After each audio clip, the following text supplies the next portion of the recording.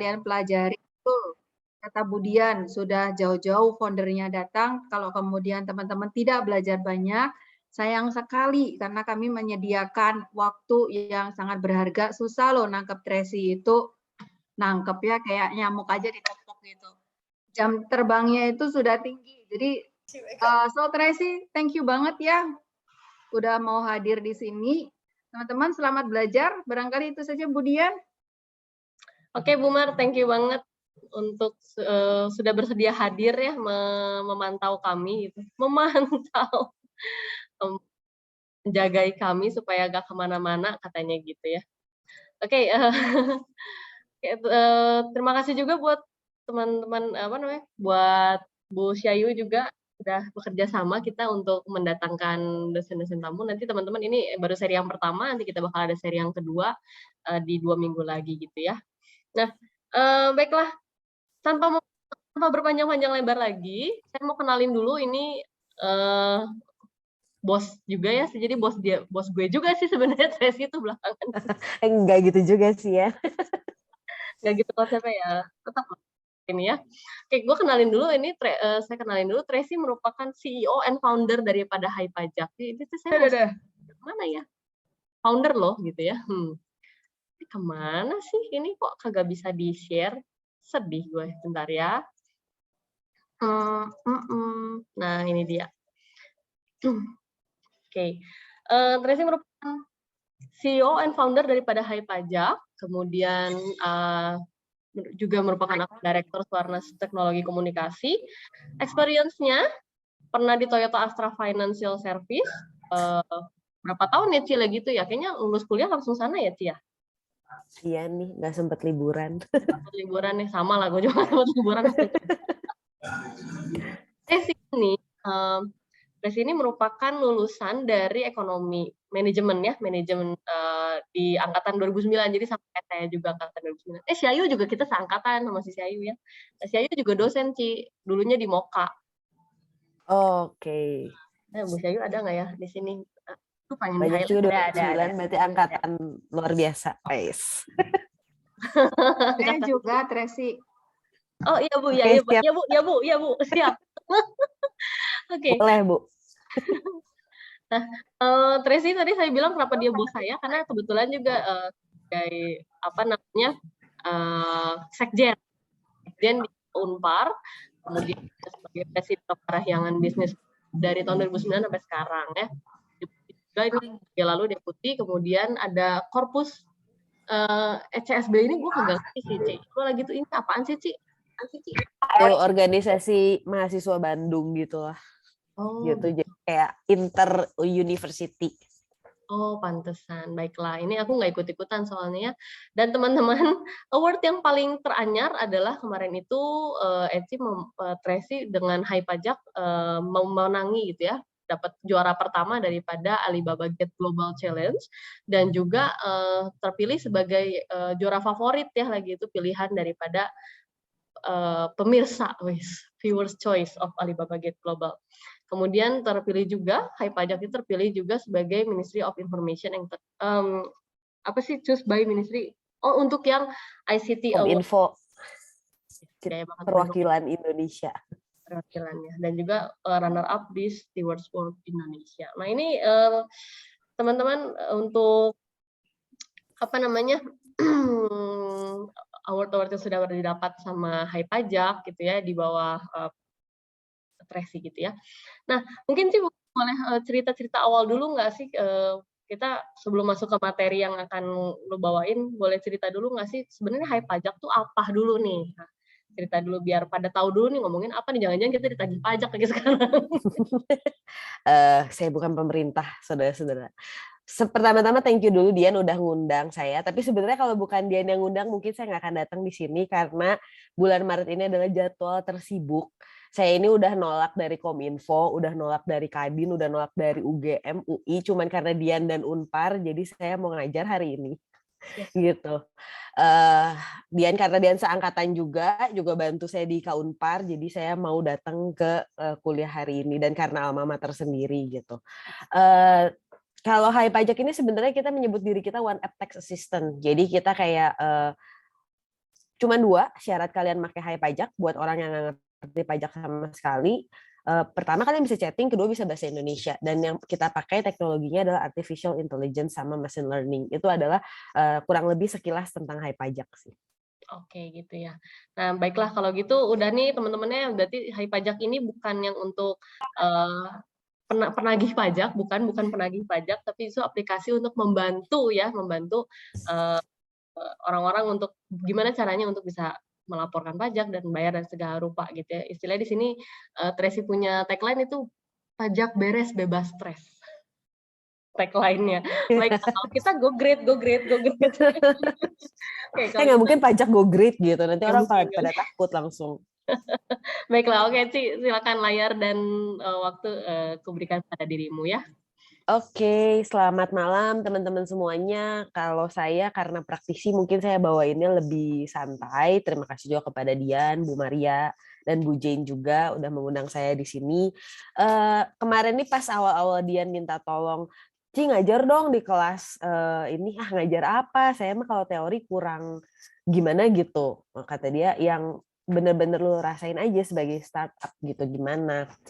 Terus dia kasih juga tornya. Nah, jadi dari situ saya coba buat gimana caranya buat ke teman-teman. Cuman saya sebenarnya lebih pengen sharing karena ini teman-teman Unpar. Sebenarnya apa sih yang benar-benar terjadi di dunia startup? Dan karena kalau kalian misalkan mau cari yang apa ya istilahnya kayak yang sifatnya teoritis atau segala macam, sebenarnya kalian bisa Google kayak one click away itu semua keluar. Mau contoh pitch deck bagus, mau contoh cara valuation gimana, itu semua sebenarnya ada di Google. Jadi kalian tinggal typing. Jadi hari ini sebenarnya saya lebih pengen sharing sih pengalaman yang benar-benar saya alamin. Tapi sebelum saya mulai, saya pengen tahu sih dari teman-teman semua, boleh tolong tulis di chat di bawah ini. Sebenarnya apa sih yang paling kalian pengen tahu tentang startup gitu? Kan misalkan kalian pengen tahu tentang valuation, kalian pengen tahu tentang investor, atau kalian pengen tahu tentang ekosistem startup, boleh nggak tolong chat di sini, terus di kolom chat coba kalian kasih tahu sebenarnya kalian pengen tahu apa sih tentang startup, atau jangan-jangan kalian tuh cuma dipaksa ikutan mata kuliah startup aja. Sembari saya nunggu jawabannya, saya mulai mungkin share screen dulu. Oke. Oke, sebentar ini chatnya udah bisa buka belum ya? Soalnya sama tadi saya Sempat ditutup. sempat ditutup.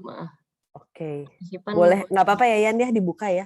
nggak apa-apa. Soalnya Udah pengen tahu dibuka sih, gitu. cobain deh teman-teman bisa nggak dikliknya ke everyone. Nah, grow startup katanya Ci. Growth startup, sistem kerja. Dari 179 orang, tapi yang jawab baru 2. Lagi dong, yang lain dong. Soalnya memang karena saya mahasiswa Unpar juga dulu, memang Unpar ini biasanya mahasiswanya cenderung lebih pasif. Daripada yang sana ya. Iya. Cara meyakinkan investor sih ada yang DM ke gua masuk. Oke, kualifikasi pegawai, banyaknya startup yang masih rugi, gimana kerjanya? Tetap rugi. Bercanda gue. Oke, ada lagi nggak? Ayo dong, lagi dong. Gue pengen tahu pada dengerin nggak? Yan, punten, ini boleh ya casual gue, lu, ataukah saya, kamu, Anda? Nggak apa-apa sih, gue juga kadang di kelas suka gue lu. Oke. Maaf ya Bu, ketahuan gue. Izin ya Bu Maria dan Bu Jane. Supaya suasananya startup banget nih. Nggak tahu kalau Bu Syayu suka gue lu nggak di kelas. Kalau gue suka keceplosan gue lu. Kayaknya lebih sering gue lu deh. Oke. Sama. Anaknya startup banget. Oke. Udah selesai. Ini masa nggak ada lagi sih? Yang lain Ciri mana khas sih? anak Unpar banget nih. Di mana-mana setiap kali gue ngajar, pasti kalau yang salah satunya paling diem itu anak Unpar. Beda banget sama universitas lain. Tapi itu sekaligus kelebihan dan kekurangan anak Unpar sih. Kalau dilihat cara kerjanya, kayak banyak diem tapi sebenarnya kerjanya bagus. Tapi sebenarnya kalau kalian di tempat kerja itu sangat penting. Kenapa gue bisa ngomong kayak gitu? Karena gue alumni Unpar, gue tahu kayak gue takut ngomong, takut salah. Padahal mah ya udah aja gitu, nggak ada yang bilang ada salah benar juga di sini. Pas kalian kerja itu nggak penting lagi gitu. Yang penting kalian bisa speak up dan bisa komunikasi yang baik dan benar gitu. Oke, investor gimana, ekosistemnya, cara startup yang masih berbentuk prototipe gimana, pandangan Kak Tracy tentang rumor bahwa startup harus bakar uang, memang begitu, pengen dimentorin aja sih.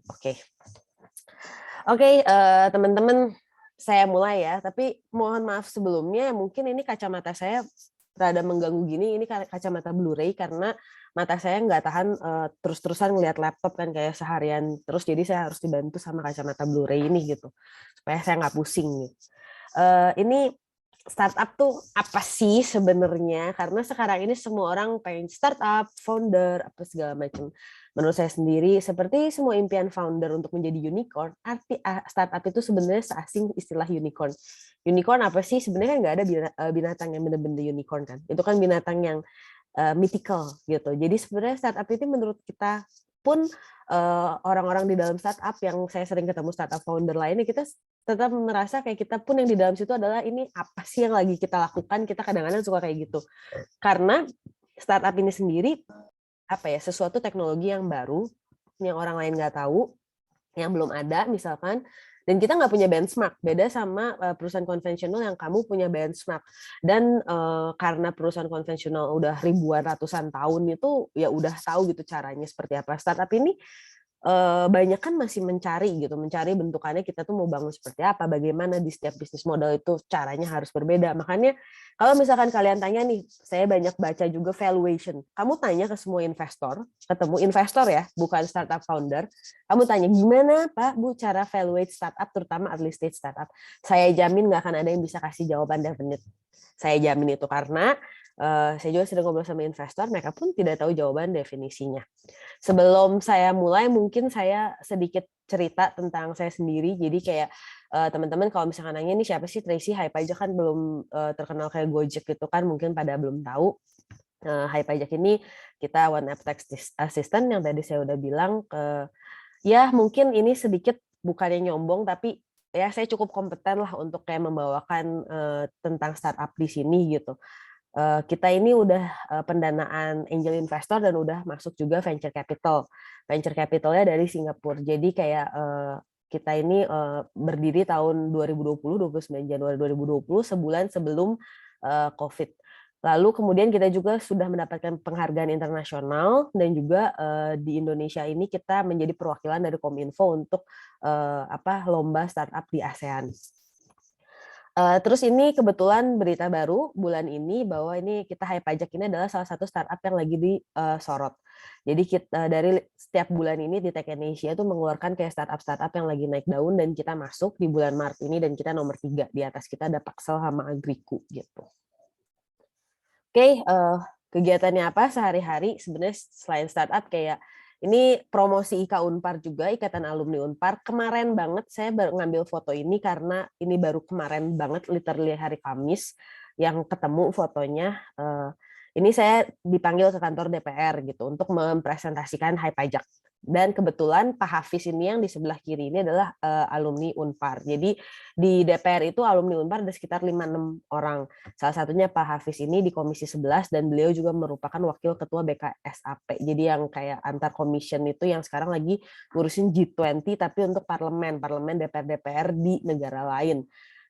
Kita presentasi, terus dari Komisi 6 kita presentasi di depan Komisi 6 dan 11. Komisi 6 itu urusan investasi dan lain-lain, kalau Komisi 11 urusan keuangan, pajak. Jadi karena sebagai startup ya, maksudnya kita nggak bisa terpisah dari pemerintah, terutama saya yang di startup pajak. Jadi kita harus tahu aspirasi pemerintah ini seperti apa gitu. Jadi kita harus sering-sering soan-soan ke pejabat-pejabat. Salah satu saya bisa dapat aksesnya adalah karena IKA Unpar. Oke, dan selanjutnya saya mau nerangin sedikit tentang Hypajak supaya teman-teman ada kebayang seperti apa Hypajak.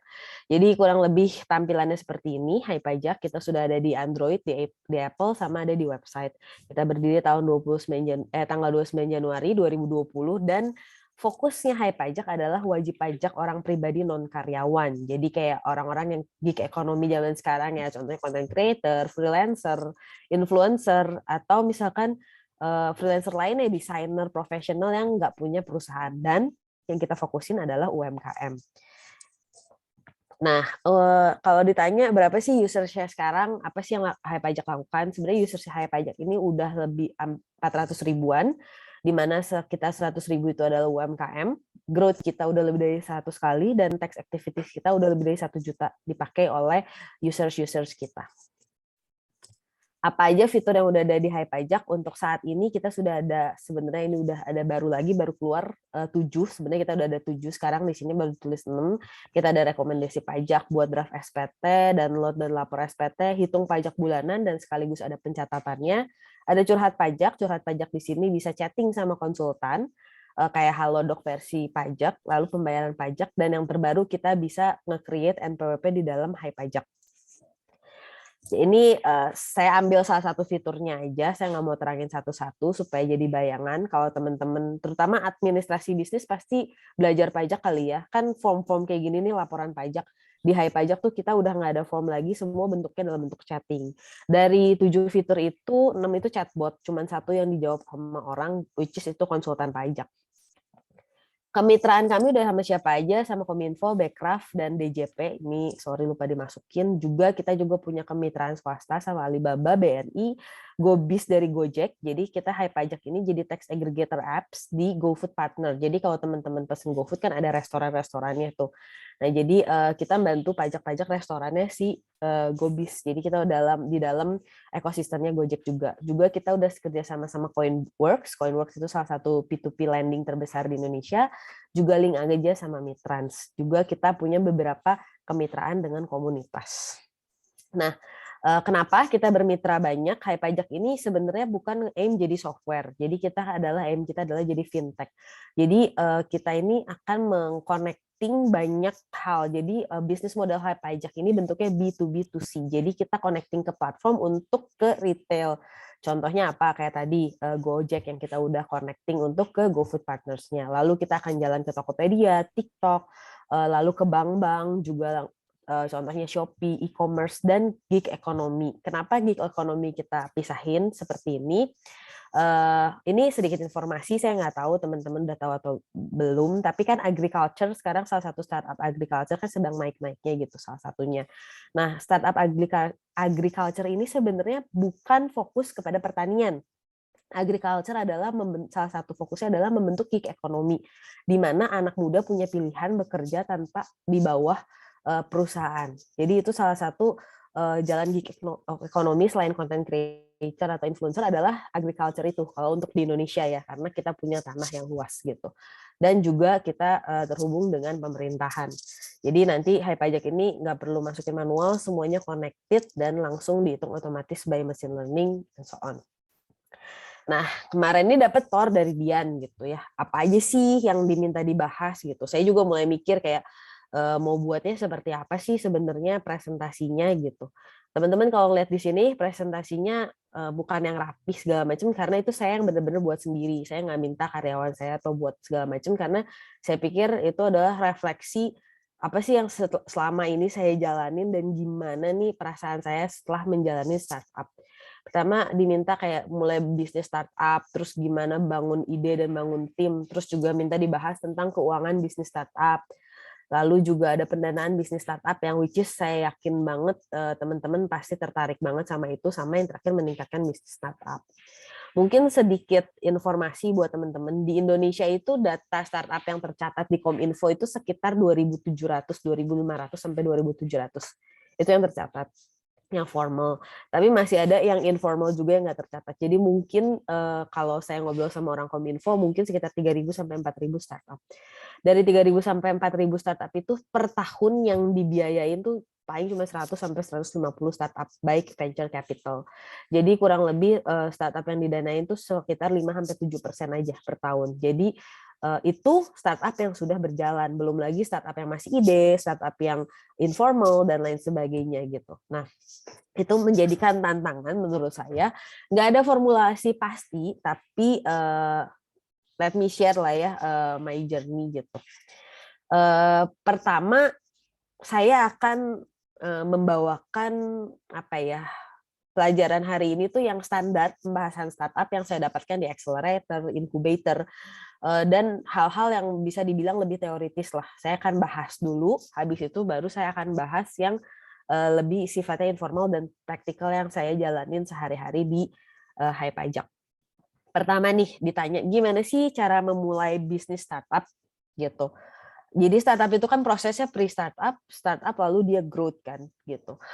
Pre-startup ini kan pas kalian ideation, terus kalian masih nggak yakin, terus kalian mau bangunnya gimana gitu. Itu pertama pasti harus ideation terus concepting.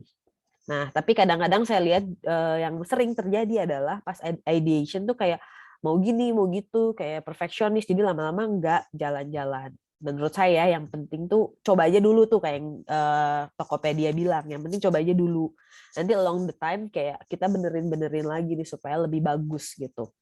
Concepting pun menurut saya nggak perlu yang terlalu perfect. Dulu juga saya pengen kayak bikin blueprint perusahaan kayak maunya bagus banget. Alhasil kayak kelamaan bikin blueprintnya dibanding MVP-nya jadi minimum viable produknya jadi tuh malah kelamaan.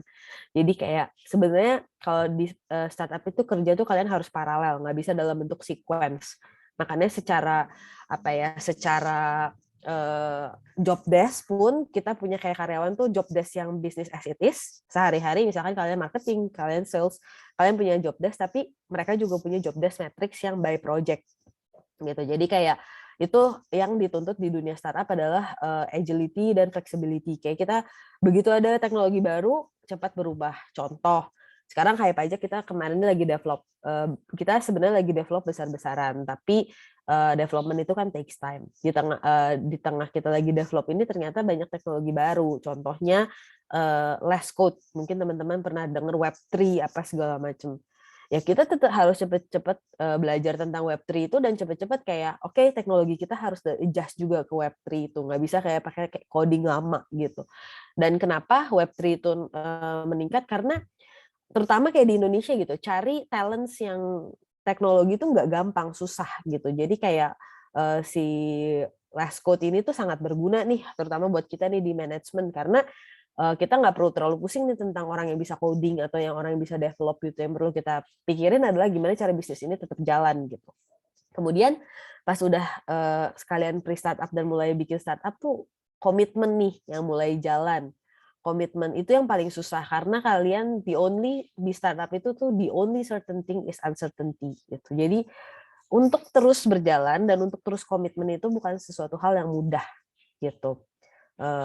Dan untuk komitmennya itu tuh nggak cuma diri kita, co-founder itu sangat penting menurut saya. Jadi kalian tuh harus benar-benar punya chemistry yang kayak cari jodoh gitu. Cocok nggak nih sama si co-foundernya gitu. Kalau nggak cocok ya jangan dipaksain, jangan karena dia pinter sekali atau dia punya skill yang kita nggak punya tapi kita nggak terlalu cocok kita maksain, itu kayak big no-no lah gitu. Kalian jangan kayak gitu deh, kayak karena di startup ini yang nggak cuma startup lah, menurut saya semua bisnis itu akan banyak masalah. Jadi kalau kalian nggak cocok, nggak punya prinsip yang sama dan nggak punya value yang sama, itu akan menjadikan berantem awal mula, berantem terus nanti awal mula bisnisnya nggak maju. Karena saya banyak menemukan startup lain yang co-foundernya ribut, akhirnya si bisnis itu stuck atau bahkan gulung tikar. Itu karena co-foundernya nggak akur. Kemudian habis itu mulai tuh validating, namanya product market fit tuh, kita kayak bener nggak sih customer kita ternyata pasar itu butuh produk kita gitu.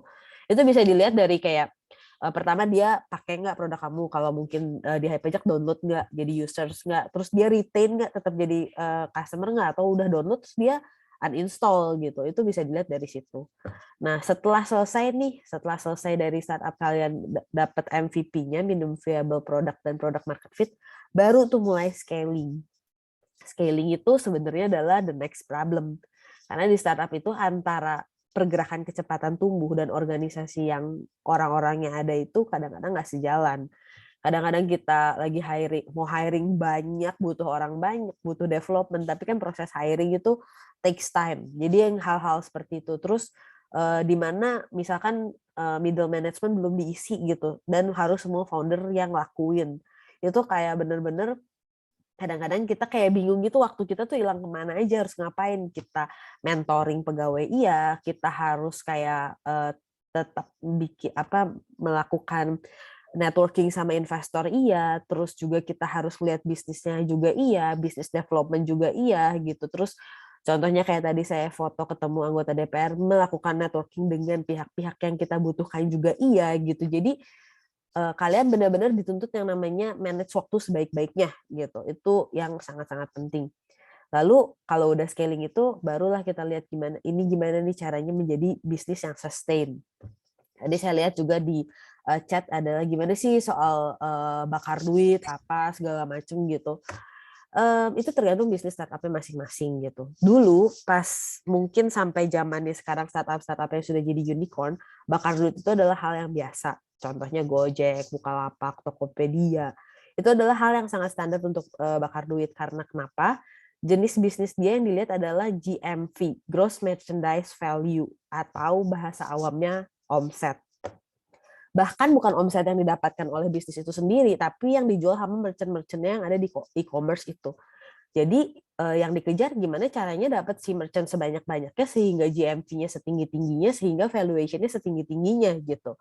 Tapi sekarang ini mulai bergeser nih pemikiran investor, karena kemarin ini terutama setelah COVID tuh ditemukan banyak startup. Saya kasih contoh aja ya salah satu. Pas COVID ini ada salah satu startup yang nggak akan saya sebutkan namanya, dia udah masuk series A. Nggak lama setelah COVID, kayak 1 bulan, 2 bulan setelah COVID, itu dia gulung tikar. Itu menjadi pertanyaan banyak orang, karena dia baru raising fund sebesar lebih dari $1 juta gitu. Which is kan berarti 15M lebih kan. Kenapa dalam waktu sangat singkat, tiba-tiba dia harus gulung tikar dan PHK semua orang? Nggak bisa survive. Padahal bisnis model dia, within 1-2 bulan tuh dia bisa ubah untuk sesuaiin dengan COVID. Jadi kita waktu itu bikin case tadi kenapa dia bisa sampai gulung tikar seperti itu.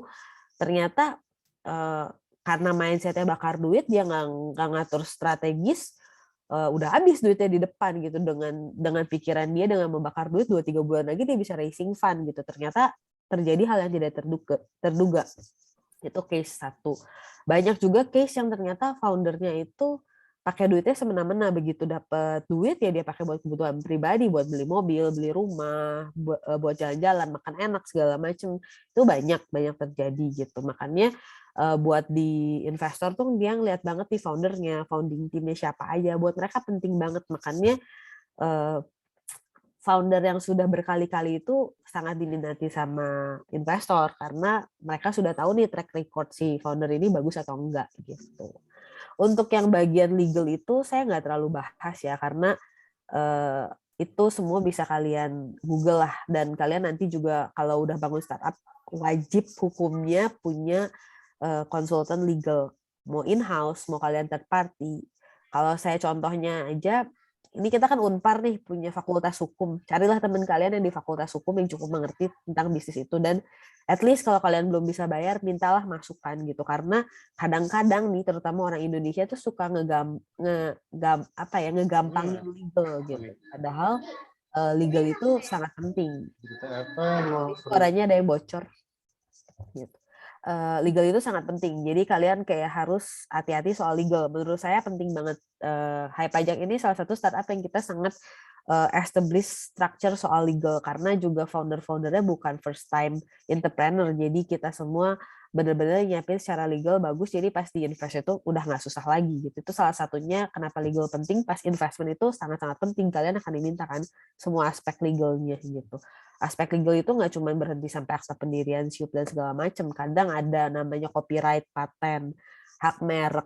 Jadi beberapa case kita lihat startup yang mulai maju, dia nggak daftarin mereknya, diambil sama orang lain.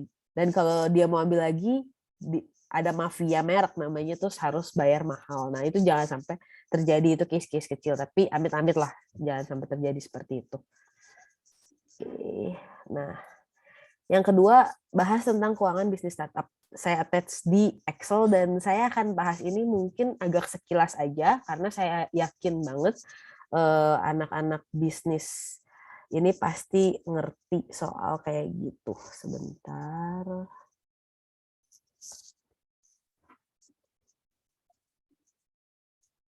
Bentar ya.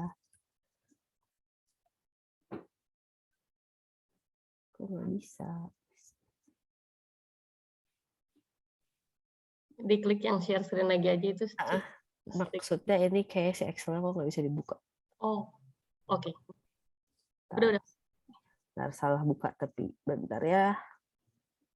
Nyari dulu.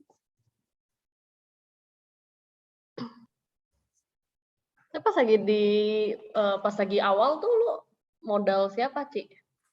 Kita co-founder masing-masing, kita bootstrap. Kita ngumpulin duit bareng-bareng gitu. Oh, gitu. Domi ada mau nanya nih, Domi. Boleh. Boleh ini kalau mau dipotong nanya, dipotong aja ya. Jadi kayak sifatnya kita ngobrol aja ya. Oke. Dom, mau nanya apa, Dom? Mau nanya gini, Ci. Kalau misalnya kan dari segi ideation itu tadi yang menciptakan sebuah solusi dari yang root cause itu kan yang design thinking-nya. Nah, untuk matengin sampai ke ideation itu gimana, Ci? Cici, sorry. Mbak. Di kantor gue juga ada yang manggil Ci, ada yang manggil Mbak. Jadi no worries. Nanti habis ini gue bahas ya. Sekarang kita coba bahas soal keuangannya dulu. Nanti ada kok tentang ideation. Ini sebenarnya standar financial statement buat startup. Jadi ini ada income statement sama di bawahnya balance sheet sama cash flow. Gitu. Itu sebenarnya 3 hal yang penting di startup. Jadi income statement, balance sheet sama cash flow, which is sebenarnya menurut saya standar perusahaan, ya nggak ya, Yan? Iya, itu standar laporan keuangan. Iya, standar laporan keuangan lah. Tapi sebenarnya kalau saya pribadi untuk awal-awal startup yang paling penting itu kalian bikin cash flow sebenarnya menurut saya. Karena itu cash flow dalam bentuk budgeting. Ini apa aja sih yang mau kalian pakai duitnya, punya duit berapa, terus mau bertahan berapa lama, nanti di bulan keberapa sih kalian mau harus start raising fund. Itu yang paling penting menurut saya kalau untuk startup awal-awal tuh cash flow. Karena mau bikin balance sheet sama income statement apa, belum ada kegiatan apa-apa kan, yang bisa dilakukan adalah kayak ya udah aja bikin cash flow atau income statement buat projecting income statement. Tapi kalau saya sih lebih ke arah cash flow untuk lihat kayak bener-bener uangnya habis kapan kita harus bisa funding gitu. Oke, kita balik lagi ke presentasinya ya.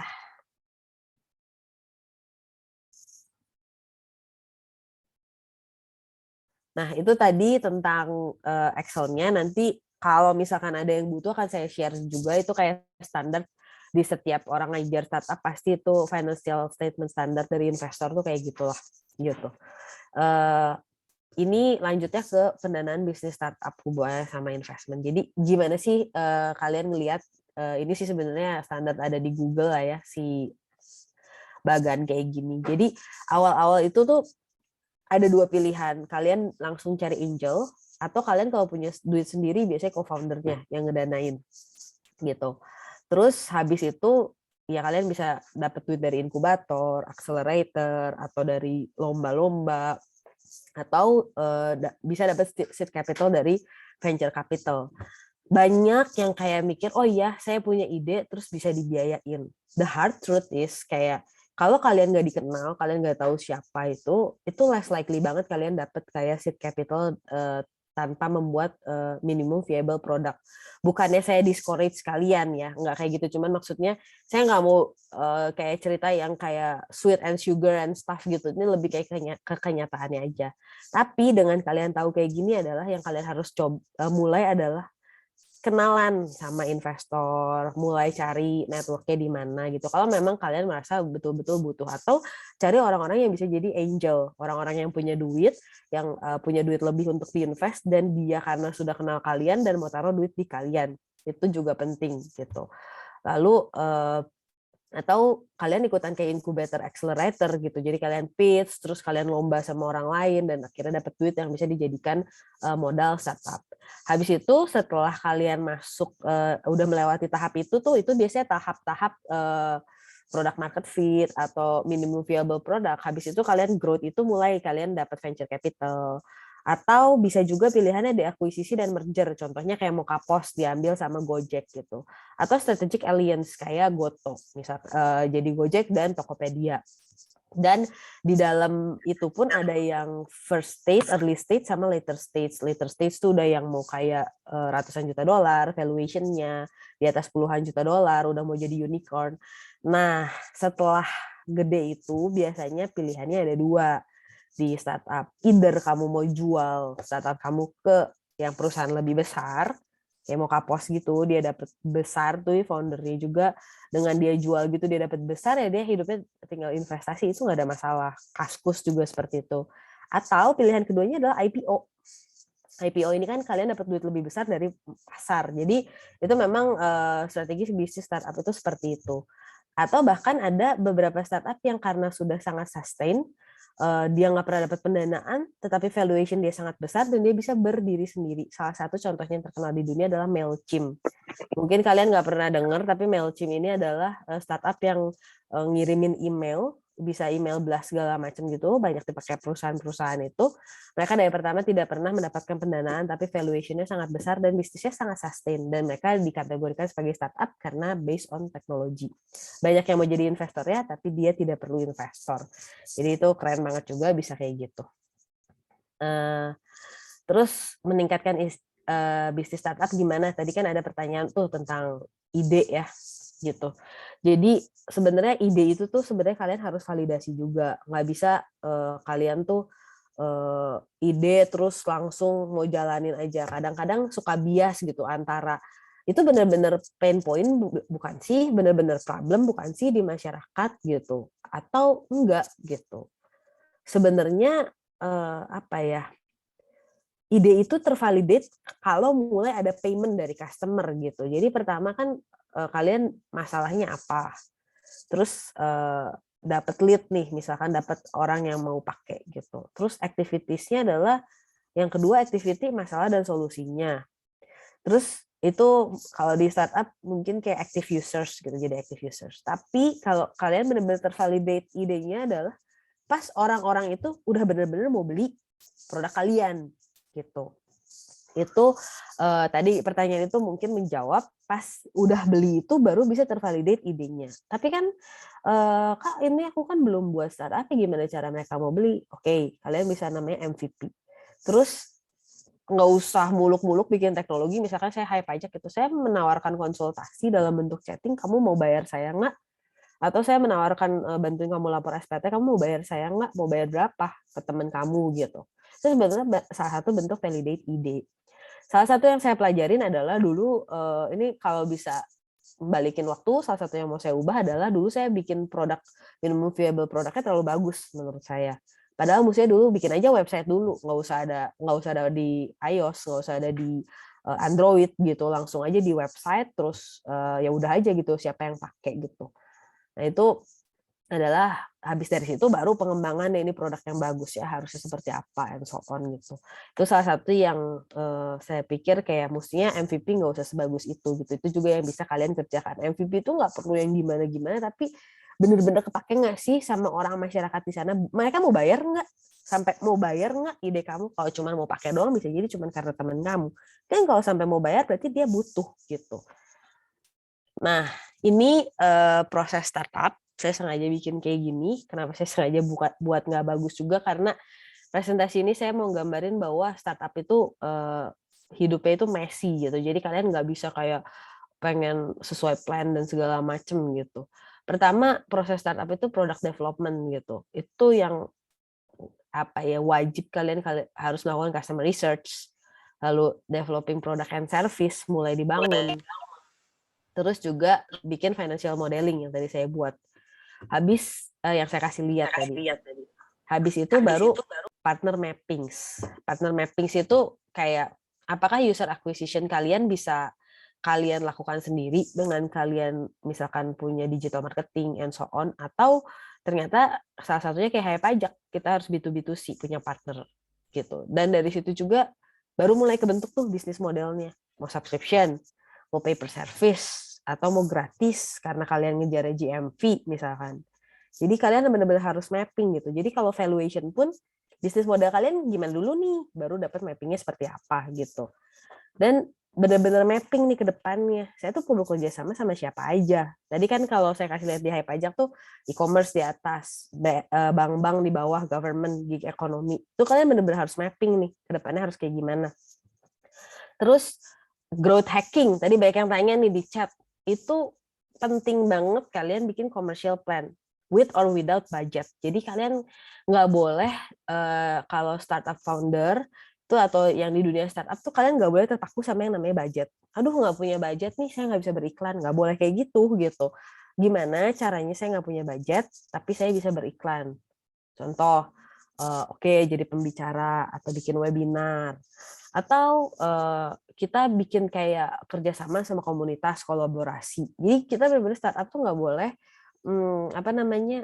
terpaku sama budget. Kadang-kadang salah satu teman-teman saya founder di startup tuh ngomong kita kayak kumpulan begar gitu, kayak pengemis, bukan kayak investor yang ngasih duit. Jadi tapi kalau misalkan kita lihat, nggak tahu ya zaman kalian kayaknya udah nggak ada ya film-film silat itu kan ada kayak kumpulan pengemis yang walaupun sendiri-sendiri pasti disatuin mereka jadi hebat. Itu yang terjadi di startup. Itu sebenarnya istilahnya kolaborasinya seperti itu tuh gitu.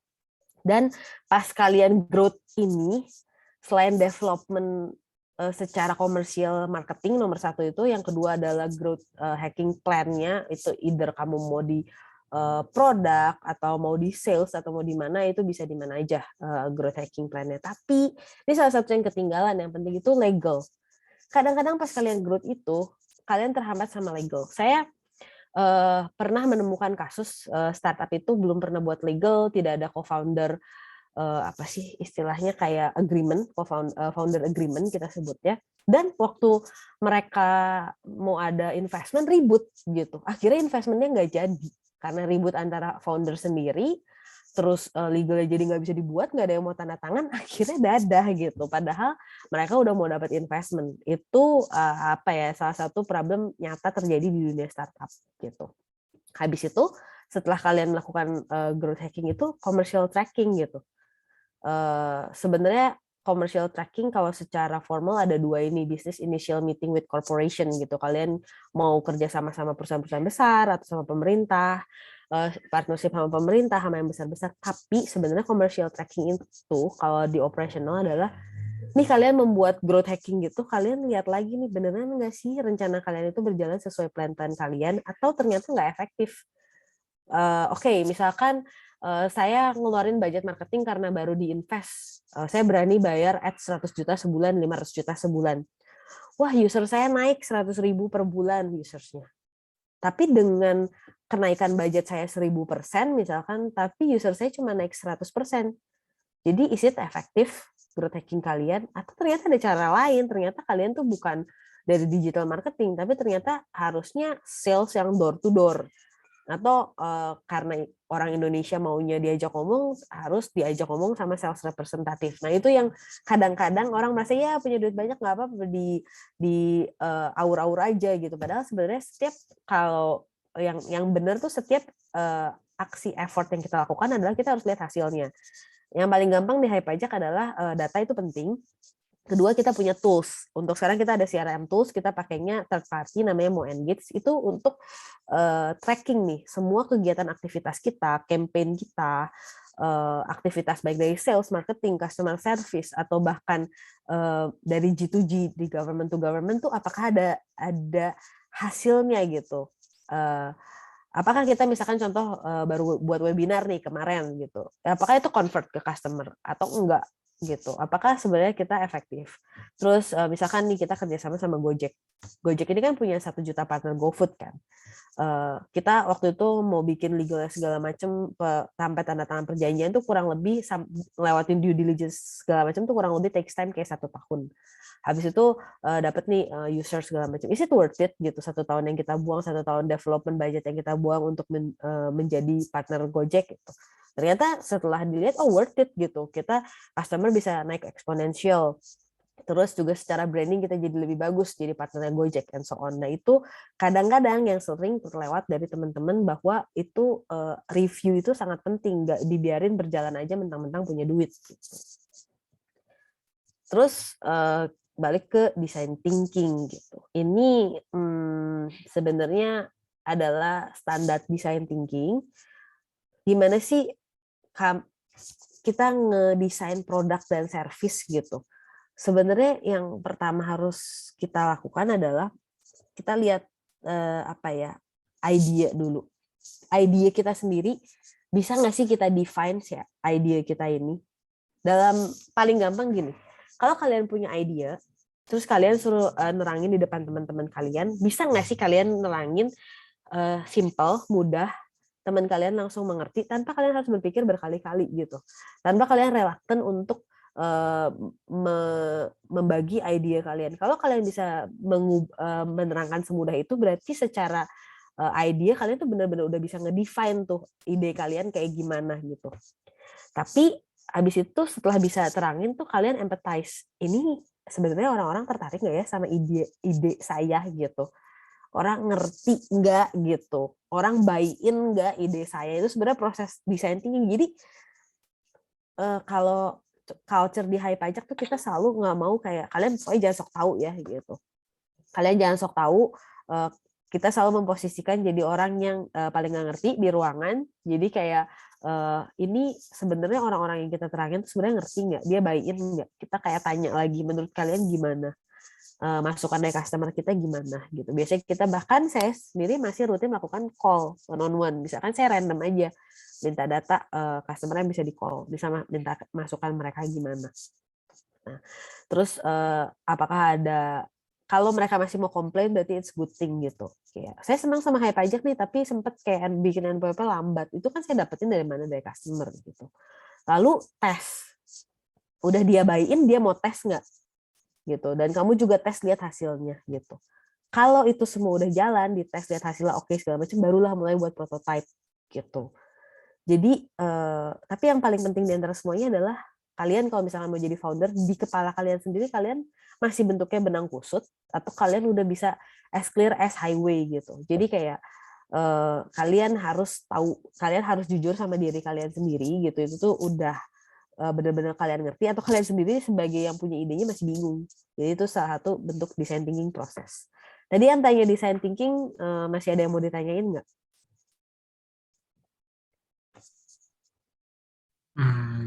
Belum, Mbak. Soalnya so far sih ini sih yang saya mau tanya itu tadi masalah idea-nya itu. Jadi kadang kan kita mendefine sebuah masalah itu cukup beragam ya, karena banyak sekali. Terus yang membuat sebuah idea itu juga semakin beragam juga karena dengan define-nya itu. Nah, cuman saya yang tadi mau nanya itu gimana sebagaimana kerucutnya benar-benar matang.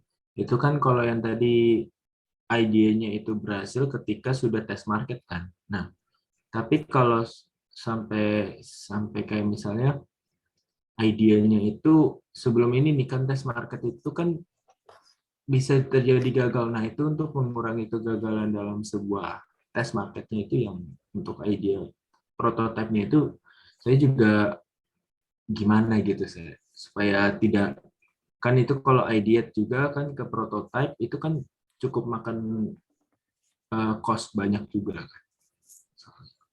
Oke, panggilannya Domi ya.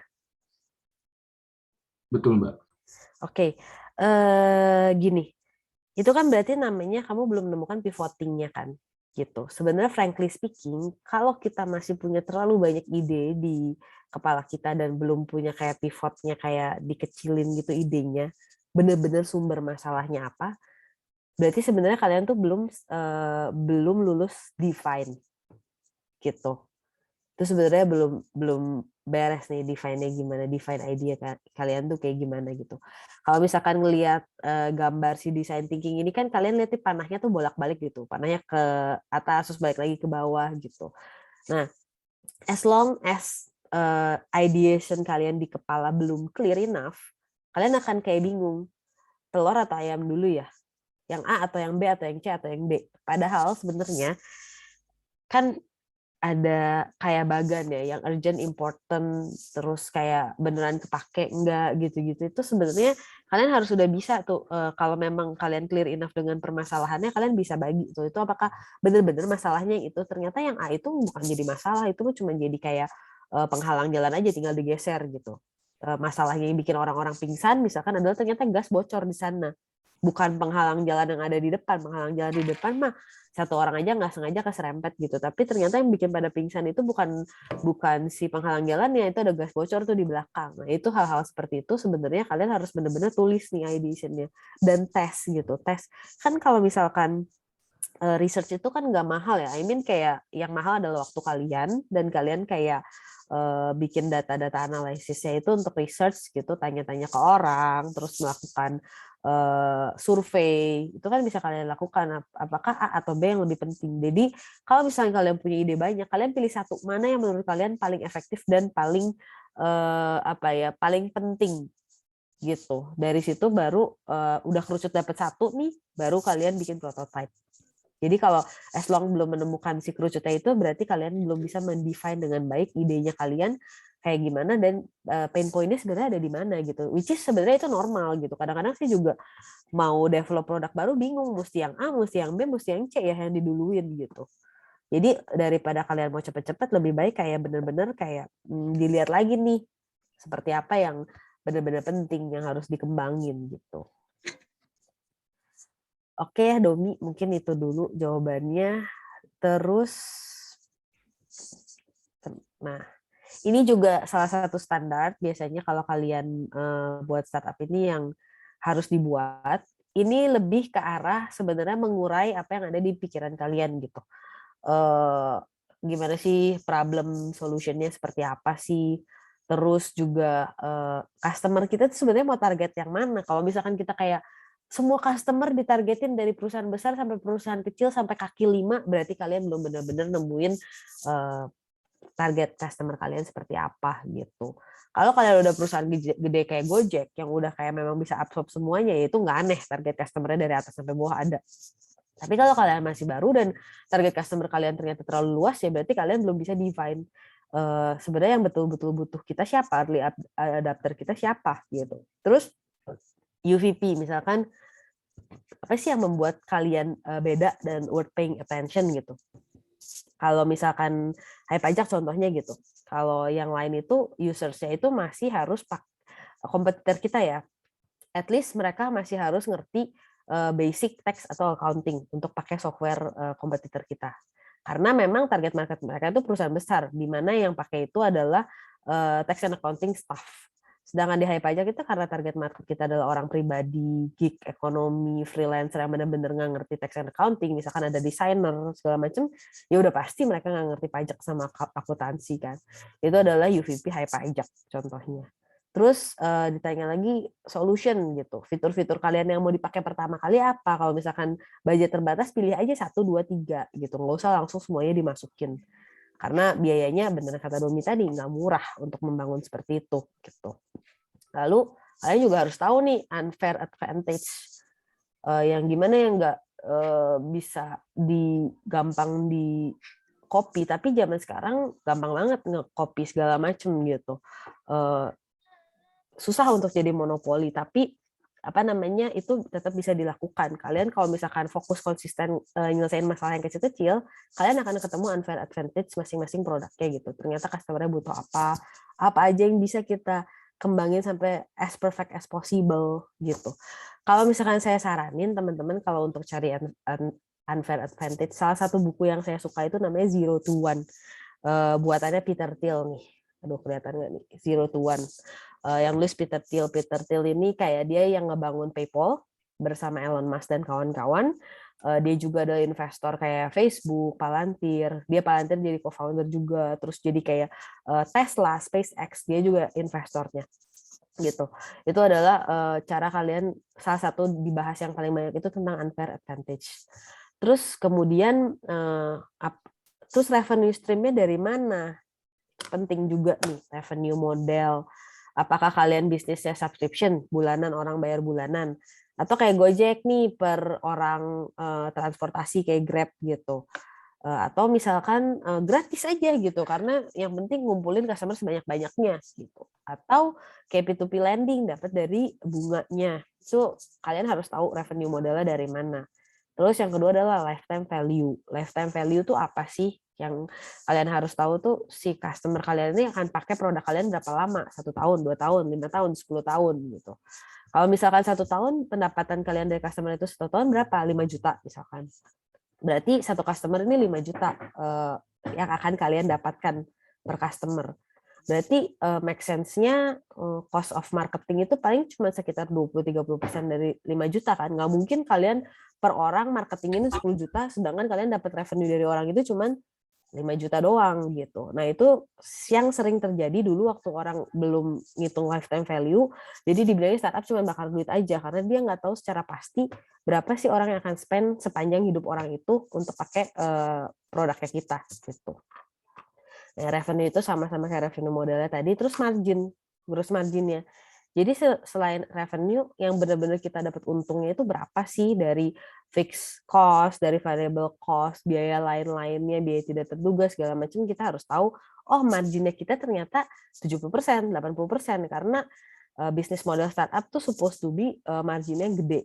Bukan yang kayak konvensional 10-30%, lebih diharapkan di atas 50% kalau startup itu. Karena kita kan daya teknologi dan bisa duplikasi ribuan kali tanpa perlu bukan setiap produk kita harus kayak ada cost-nya lagi. Tapi kan udah satu itu aja fixed cost, terus kita bisa dipakai sama ribuan bahkan jutaan orang. Gitu. Itu yang penting di startup, kenapa marginnya harus tinggi.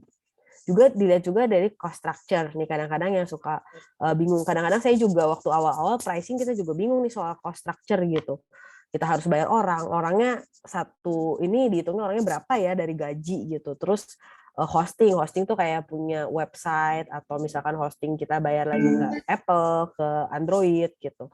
Distribution cost juga kalau di dalam startup ya kita pakai yang Apple sama iOS itu disebutnya juga distribution cost juga nih.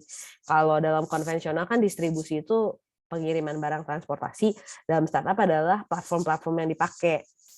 Jadi juga kayak misalkan pakai platform kayak Gojek itu distribution cost-nya juga gitu. Lalu customer acquisition cost. Biasanya kita kalau di dunia startup langsung ngomong CAC gitu. Kalau ditanya CAC itu apa?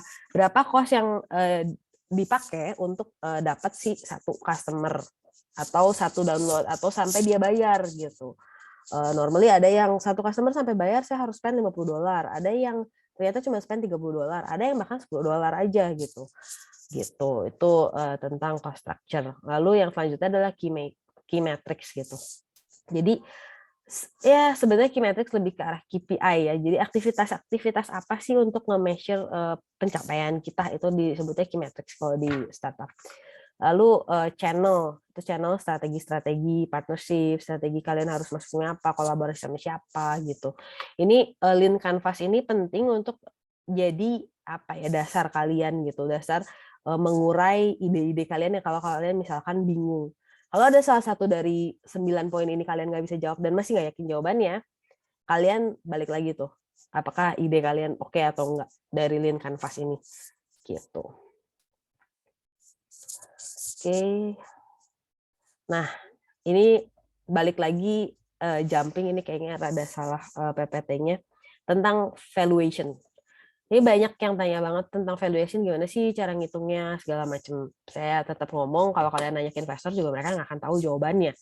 Tapi kalau misalkan kita mau lihat yang dasar, valuation method itu ada 9 yang sering orang pakai. Ada Berkus, ada 5 key success factor, nanti kalian saya yakin pinter-pinter lah pada nge-google.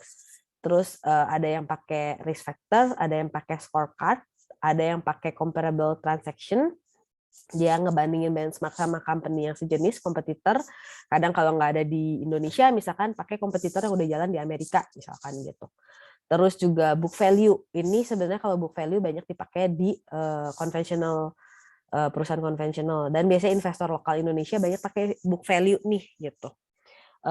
Tapi sebenarnya kalau misalkan kita refer ke negara yang lebih maju nih tentang startup, book value ini lebih dipakai untuk startup yang sudah besar. Bukan startup yang early stage. Terus liquidation value. Tapi sebenarnya agak nggak masuk lah liquidation value ini ke dunia startup. Ada juga yang pakai discounted cash flow, tapi nggak terlalu banyak juga. Lalu ada juga yang bilang first Chicago.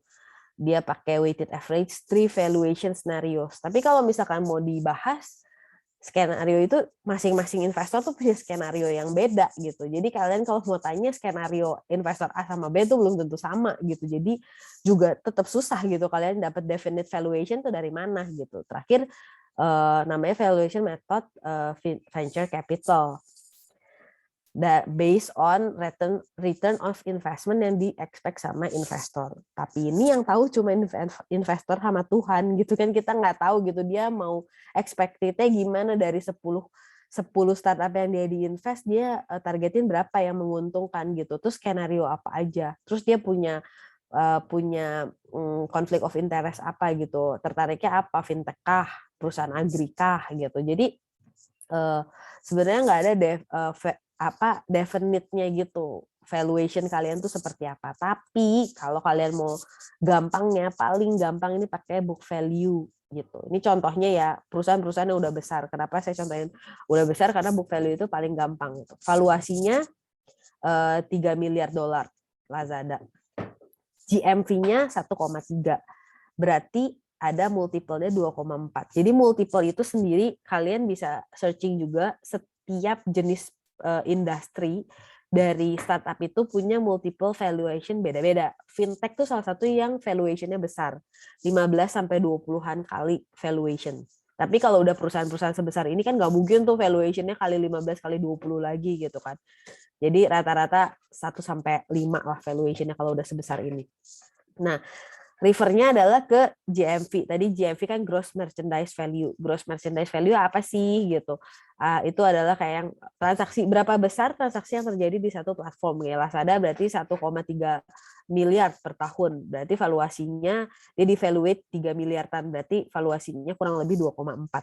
Tuh, cara paling gampang, paling mudah diterangkan seperti ini. Tapi kalau early stage, terus kayak kita yang masih series A, B gitu, nggak kayak gini, banyak faktor. Contohnya untuk sekarang kan kita belum punya keuntungan yang definite, pasti berubah-berubah, nggak sebesar itu juga. Misalkan GMV-nya cuma Rp100.000, kan nggak mungkin dikali 2 valuation-nya gitu kan. Jadi yang dilihat adalah kalau early stage itu lebih dilihat opportunity bisnis ini bisa sebesar apa, bisa eksponensial sebesar apa, bisa nge-grab market sebesar apa gitu. Contoh pajak ini kan seluruh masyarakat harus bayar pajak. Jadi saya masih punya kayak 200 jutaan masyarakat Indonesia yang harus bayar pajak gitu. Dan kalau misalkan diduplikat ke negara ASEAN lain, masih bisa nih banyak negara yang sistem pajaknya mirip Indonesia kalau di ASEAN, kayak self assessment tax system itu masih bisa diduplikat. Nah, itu adalah hal-hal yang dilihat oleh investor. Juga kalau early stage itu yang penting dilihat sama investor adalah founder. Foundernya bisa dipercaya nggak?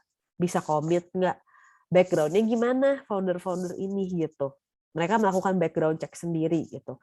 Kalau mereka nggak yakin, ya mereka nggak berani karena mereka taruh duit yang bisa dipegang kan untuk awal-awal cuma foundernya. Kalau foundernya nyerah ya udah hilang duitnya gitu. Mau dibilang itu jenis investmentnya convertible notes, yang convertible notes itu adalah kayak utang, quote unquote utang. Tapi kalau nggak punya duit mau ditagihnya gimana? Ya uangnya tetap aja hilang gitu investor. Jadi itu salah satu yang dilihat adalah foundernya juga gitu. Terus ini saya pakai kata-kata saya sendiri, nggak pakai yang di buku-buku gitu. Jadi gimana sih caranya meningkatkan nilai bisnis startup? Gimana sih caranya valuation? Satu yang harus kalian bisa jawab sebelum ngomongin valuation adalah kalian harus benar-benar exactly ngerti bisnis model kalian seperti apa. Dilihat dari GMV kah, transaksi kah, opportunity kah dengan bekerja sama dengan platform, atau gimana tuh. Dari situ baru bisa mulai ada bayangan valuation-nya seperti apa. Gitu, itu udah masuk ke nomor 2. Habis itu kalian baru bikin strategi development seperti apa, kalian mau bisnis development seperti apa, ke arah marketingnya bagaimana, produk yang mau dikembangin seperti apa gitu. Itu semua itu berhubungan, nggak bisa dipisahin gitu. Jadi itu meningkatkan bisnis startupnya harus seperti itu. Misalkan saya baru raising fund senilai X. Nanti mau di tengah tahun mau raising fund lagi sekitar 5 kali X gitu. Nah, itu untuk Hai Pajak mencapai 5 kali X berarti apa aja nih KPI yang harus dinaikin 5 kali X. Bisnis model Hai Pajak kita pay per service. Berarti transaksinya harus banyak, pay per service-nya harus banyak. Dan karena bisnis model kita B2B2C, yang dilihat investor adalah berapa banyak kita bisa partner-partner yang bisa kita ajak kerjasama. Platformnya opportunity-nya berapa banyak.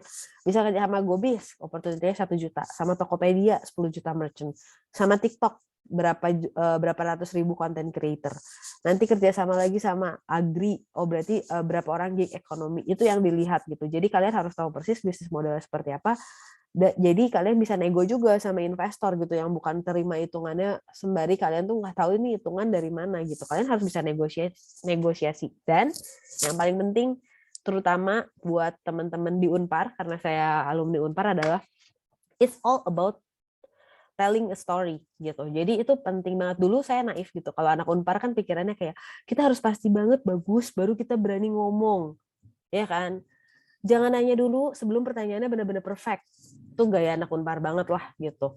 Padahal nggak bisa kayak gitu. Kalian harus pede sama ide kalian dan kalian harus bisa telling the story gitu. Bukannya bohong, tapi ini saya mau bikin seperti ini gitu. Untuk mencapai ke sana, ya kalian yang harus komit sama diri sendiri gitu. Kalau misalkan nggak komit, ya itu baru namanya bohong. Kayak Indra Kents gitu, penipuan, bohong. Tapi kalau misalkan saya punya dream, saya membuat kayak startupnya unicorn, ya memang belum nyampe segitu, tapi ini ada beberapa step yang saya akan laluin. Jadi as long kalian nggak bohong dan memang kalian tujuannya ke situ, ya udah aja nggak apa-apa diceritain gitu. Jadi telling a story itu very very important gitu di startup ini. Nah, next-nya tapi sebelum saya bahas the truth-nya, saya pengen kasih lihat kalian sedikit, mungkin ada pertanyaan, pitch deck-nya gimana sih buat pitch deck? Kalau misalkan kalian googling, paling gampang sih, paling banyak dipakai, contohnya Airbnb punya itu standar yang biasanya dipakai sama startup-startup. Tapi sebenarnya perjalanannya kalian harus nyesuaiin sendiri. Di setiap negara punya beda culture. Di setiap negara bentuk investornya berbeda. Di setiap bisnis model punya unique value yang berbeda, punya unfair advantage yang berbeda. Itu kalian harus benar-benar mengerti. Kalau misalkan kalian tanya gimana sih pitch deck-nya, saya paling gampang kasih lihat punyanya Hai Pajak. Kurang lebih seperti ini. Kita pertama helping UMKM dan untuk menjadi Indonesia One App Tax Assistant yang menggunakan artificial dan human intelligence kita. Terus kita mulai dengan berapa users yang sudah dipakai di Hai Pajak, berapa paid users yang sudah paid di Hai Pajak, berapa growth-nya di Hai Pajak gitu. Lalu next-nya apa sih sebenarnya yang dilakukan Hai Pajak? Sebelum ada Hai Pajak ini UMKM spend lebih dari 300 jam ngurusin pajak. Setelah ada Hai Pajak less than 15 jam per tahun. Resource-nya gimana? Sebelum ada Hai Pajak, UMKM ini harus pakai tax and accounting staff dan tax consultant. Begitupun dengan freelancer dan content creator. Setelah ada Hai Pajak, mereka cuma perlu Hai Pajak aja. Secara step, kalau mereka sendiri, mereka harus 5 step lebih. Going back and forth between kayak ke DJP, ke website bank, balik lagi ke DJP, and so on. Setelah pakai Hai Pajak, one stop and integrated, karena semuanya sudah diubah ke Hai Pajak, e-billing segala macam kita buat dalam bentuk virtual account. Lalu secara cost, sebelumnya karena harus ngegaji orang, harus bayar tax consultant, bisa ngabisin lebih dari 100 juta rupiah. Sedangkan dengan Hai Pajak mereka bisa spend less than 5 juta, berarti efektivitasnya lebih dari 95%. Lalu next-nya ini saya nerangin juga nih aktivitas-aktivitas perpajakan di Indonesia seperti apa. Ini kenapa saya presentasi ini valid atau enggak, karena saya udah raising fund dari presentasi saya. Jadi ini bukti nyata saya udah raising fund ke venture capital dengan presentasinya. Saya terangin nih apa bedanya Hai Pajak dengan kompetitor kita. Kompetitor kita bisa lihat software pajak atau conventional tax consultant gitu. Kita bisa lihat aktivitas apa yang dilakukan Hai Pajak, kita bisa absorb semuanya, konsultan cuma pakai di depan sama di belakang, sedangkan kompetitor kita cuma absorb aktivitas yang ada di tengah-tengah. Terus dari aktivitas perpajakan itu, apa sebenarnya yang dilakukan Hai Pajak? Kita translate ke fitur-fitur yang udah ada di Hai Pajak sekarang gitu. Semua fiturnya kita kasih lihat di sini nih, gimana caranya kita menjadi solution adalah seperti ini di Hai Pajak. Jadi supaya ada bayangin investornya seperti apa. Oh juga mungkin yang harus kalian tambahin kalau investornya dari luar negeri adalah background-nya, keadaan culture di Indonesia seperti apa, dan kenapa milihnya seperti itu pain point-nya. Kalian juga harus bisa nerangin. Jadi kalian harus jangan menganggap semua orang ngerti gitu, karena kalian harus bawa posisi kalian dari pihak investornya. Ini investornya dari mana? Dia nguasain nggak pasar kita? Kalau nggak, berarti teranginnya mundur lagi nih tentang culture Indonesia, tentang apa yang terjadi di orang Indonesia. Terus kompetitor analisis, kita harus ngerti bener nih kompetitor kita siapa aja. Hai Pajak ada online pajak, klik pajak, ada pajakku gitu. Target market mereka beda sama kita. Fokus mereka beda sama kita. User mereka beda. User mereka harus paling nggak ngerti basic tax accounting, user kita enggak. Kita fokusnya di volume of customer, kalau mereka fokusnya di volume of transaction. Itu kalian harus benar-benar ngerti nih competitor analysis. Pembeda kalian tuh apa sama kompetitor kalian. Terus saya cantumin juga award-nya.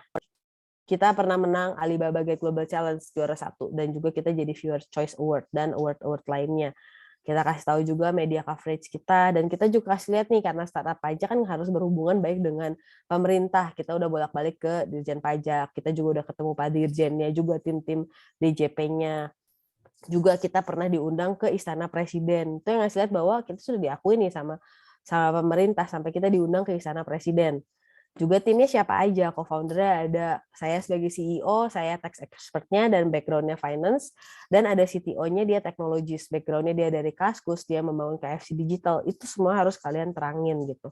Dan kalian harus quote-unquote bragging gitu. Dan ya tapi jangan kalian bragging terus pasti tanya kalian nggak ngerti, ya nggak gitu juga. Tapi jangan malu-malu untuk kasih lihat nih kemampuan kalian apa gitu. Terus misalkan nih contohnya dia nggak ngerti government structure-nya seperti apa, itu juga harus diterangin di Hai Pajak. Nah, biasanya, terakhir nih market adoption, saya terangin, udah partnership sama siapa aja, Gobis, Link aja, Coinworks, ini udah ada 1 juta merchants, terus lagi kita ongoing discussion sama TikTok, sama Bank BRI, sama Telkom. Habis ini target marketnya Hai Pajak siapa, Tokopedia, Shopee, itu kalian harus terangin. Pertama, kalian ngerti nggak dengan bisnis yang kalian jalanin, kalian ngerti nggak ke depannya mau ngapain, partnernya siapa aja, apa yang harus kalian lakukan. Dan biasanya saya ada kayak yang di hide gitu. Ini kayak kalau saya lihat ini, ternyata investornya dari luar nih, dia nggak ngerti landscape taxpayers di Indonesia seperti apa, saya insert juga. Terus atau kenapa nih Hai Pajak masuk sekarang gitu, kenapa nggak dari dulu atau nanti, itu juga saya masukin kalau saya rasa orang-orang yang diterangin tuh nggak ngerti gitu. Itu di insert juga, ada juga di ini di appendix kita gitu. Oke, terus balik lagi ke yang tadi. Ini yang lu pakai buat itu ya, buat kemarin pas lagi dapetin dari visi yang kemarin ya, yang Betul, Singapura. betul. Tapi mungkin jadi buat teman-teman sekalian juga bahwa itu tuh nggak berhenti dari pitch deck. Pitch deck tuh cuman introductory kita ke visi. Itu bear in mind ya, kayak habis itu kalian akan diminta banyak data. Dan kalian akan di-interview. Yang namanya juga orang mau ngasih duit gede gitu ya, nggak mungkin cuman gara-gara pitch deck presentasi terus kalian dapat, kecuali mungkin kalian punya karisma kayak Soekarno gitu ya, saya nggak tahu gitu. Tapi pitch deck itu tuh bener-bener cuman gate awal yang menentukan bahwa investor tertarik nggak sama kalian, mau bikin second meeting nggak. Habis itu udah nggak all about pitch deck, itu udah nggak ngomongin pitch deck lagi gitu. Mereka akan minta various data gitu, setiap investor bisa beda-beda minta datanya. Saya bisa kasih ini juga karena sebenarnya waktu yang round kemarin itu yang nawarin kita nggak cuma satu, ada beberapa, tapi kita nggak mau ngambil kebanyakan gitu. Kita pengennya yang kita butuh berapa ya kita ambil aja, nggak mau semuanya diambil. Terus juga ada beberapa investor yang kita merasa kita nggak punya chemistry nih, nggak cocok nih secara value. Walaupun kita butuh duit ya kita nggak ambil gitu waktu itu sebelum ditawarin sama yang kita cocok gitu. Itu hal-hal yang penting kalian harus pegang gitu. Antara misalkan gini, saya butuh banget duit, tapi saya nggak cocok nih sama investor yang ini, dia syaratnya udah banyak banget nih. Kamu nggak boleh bayar utang uangnya, kamu nggak boleh dipakai buat marketing misalkan, nggak boleh dipakai buat bayar, buat bakar duit, cuma boleh dipakai product development loh. Kan yang paling tahu kan kita sebagai founder apa yang harus dilakukan. Kalau dari awal udah dilarang-larang gitu, perkembangan kita udah nggak jadi startup lagi dong, gitu.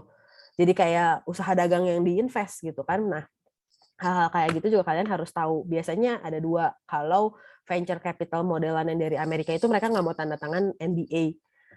Tapi kalau misalkan investor yang biasa di ASEAN gitu, mereka mau tanda tangan NDA pas kita sharing-sharing data. Dan biasanya kita punya namanya data, saya lupa istilahnya, tapi data bank gitu yang kita sharing bareng sama investornya. Kita masukin data-data yang mereka minta dan mereka melakukan due diligence. Jadi bear in mind banget bahwa pitch deck itu adalah cuman bener-bener introductory kita, kayak perkenalan kalian lah, PDKT kalian ke investor. Itu kayak masih panjang langkah selanjutnya.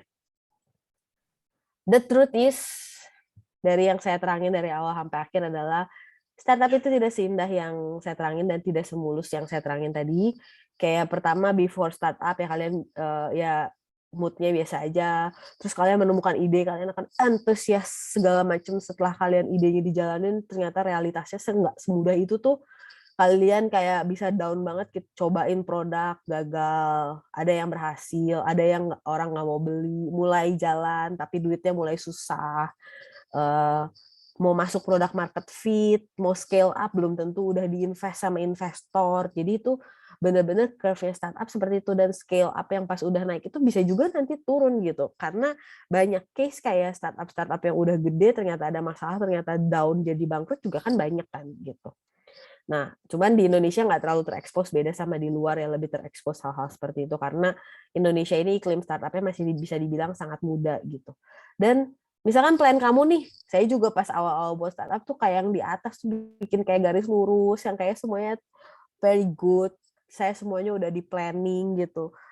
Ternyata pas perjalanan naik turun, bahkan kejeblos, bahkan kayak gagal itu tuh bener-bener kayak hal yang awal-awal saya gagal tuh kayak aduh stres banget, jadi gagal banget terus gimana, tapi makin lama tuh kayak ya udahlah gitu, balik lagi berdiri lagi gitu. Awal-awal banyak ditolak sama investor gitu, awal-awal bahkan kita sama DJP pun mau di sabotage, nggak boleh gitu.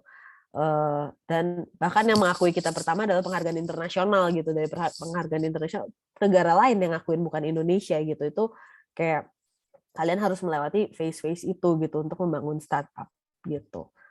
Kurang lebih itu sih sharingnya saya.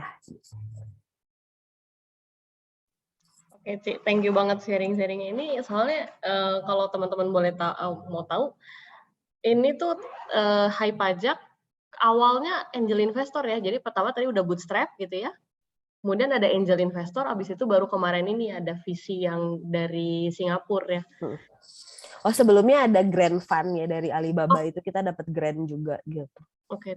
Dari yang Alibaba tuh dapatnya lumayan berarti ya, bisa buat lumayan bisa buat survive beberapa bulan pusing COVID itu. Tapi tadi Eci belum ini, kayaknya belum ada cerita. Meskipun kalau gue udah pernah tahu sih ya, kalau gue sih tahu. Tapi teman-teman, soalnya Tracy sama saya tuh ngambil brevet pajaknya bareng sebenarnya. Cuman Tracy jadi founder, gue nggak ngajar. Gue gini-gini. Karena kalau lu lebih pintar lagi mungkin pajaknya, kalau kayak gue lebih ke bisnis. Ya benar-benar lebih ke arah. Nah, tapi pengen tahu dulu. Tadi kan sebenarnya open point. Kenapa lu bikin Hai Pajak, kan pasti ada sesuatu dong sebelumnya. Pasti ada kepikiran, ada suatu kejadian gitu. Kan kalau tiba-tiba muncul ting idea kayaknya ya bisa jadi sih gitu ya. Bisa jadi sih. Tapi kalau dari yang lo alami gimana? Saya tuh gini ya Dian pernah diceritain. Jadi pernah bantuin bisnis keluarga. Terus udah bayar pajaknya nih kita. Tapi si pemberi kerjanya ini lupa bukti potongnya ada di mana.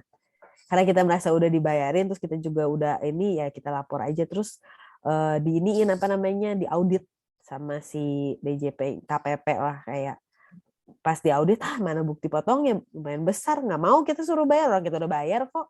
Kalau kita bayar proyek itu kita rugi dong. Tapi pemberi kerjanya perusahaan besar BUMN, jadi nggak bisa dong kayak kalau dia udah hilang mau ngomong apa. Tapi kita juga nggak mau suruh bayar, kita bisa jadi rugi gitu kan. Jadi saya going back and forth ke pengadilan pajak gitu. Itu yang di situ merenung kayak pajak mestinya lebih gampang dari ini sih. Kenapa orang yang mau bayar malah disusah-susahin gitu. Itu kejadiannya beberapa tahun sebelum bikin Hai Pajak, tapi itu merupakan kayak suatu inspirasi buat Hai Pajak, dan waktu 2020 dirasa kayak pas nih waktunya buat launching karena pemerintah mulai fokus sama UMKM sama freelancer, baru kita launching di 2020 itu gitu.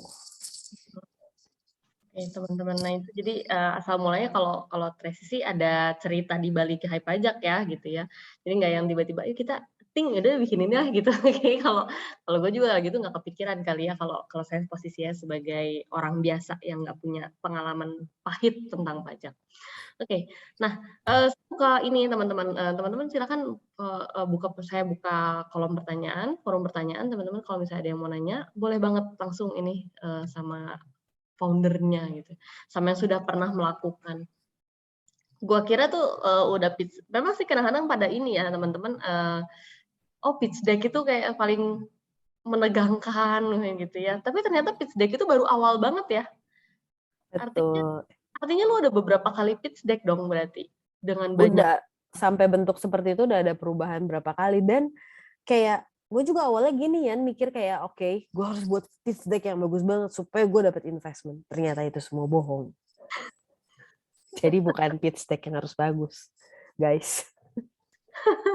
Tapi kita ngejual ide itu tadi ya, kita jual ide dan kita jual apa sih nilai lebihnya kita ya. Oke. Nah, ini sambil nunggu pertanyaan dari teman-teman nih ya. Nanya dong. Mumpung ada yang orangnya. Kalau kalian mau raise hand boleh ya.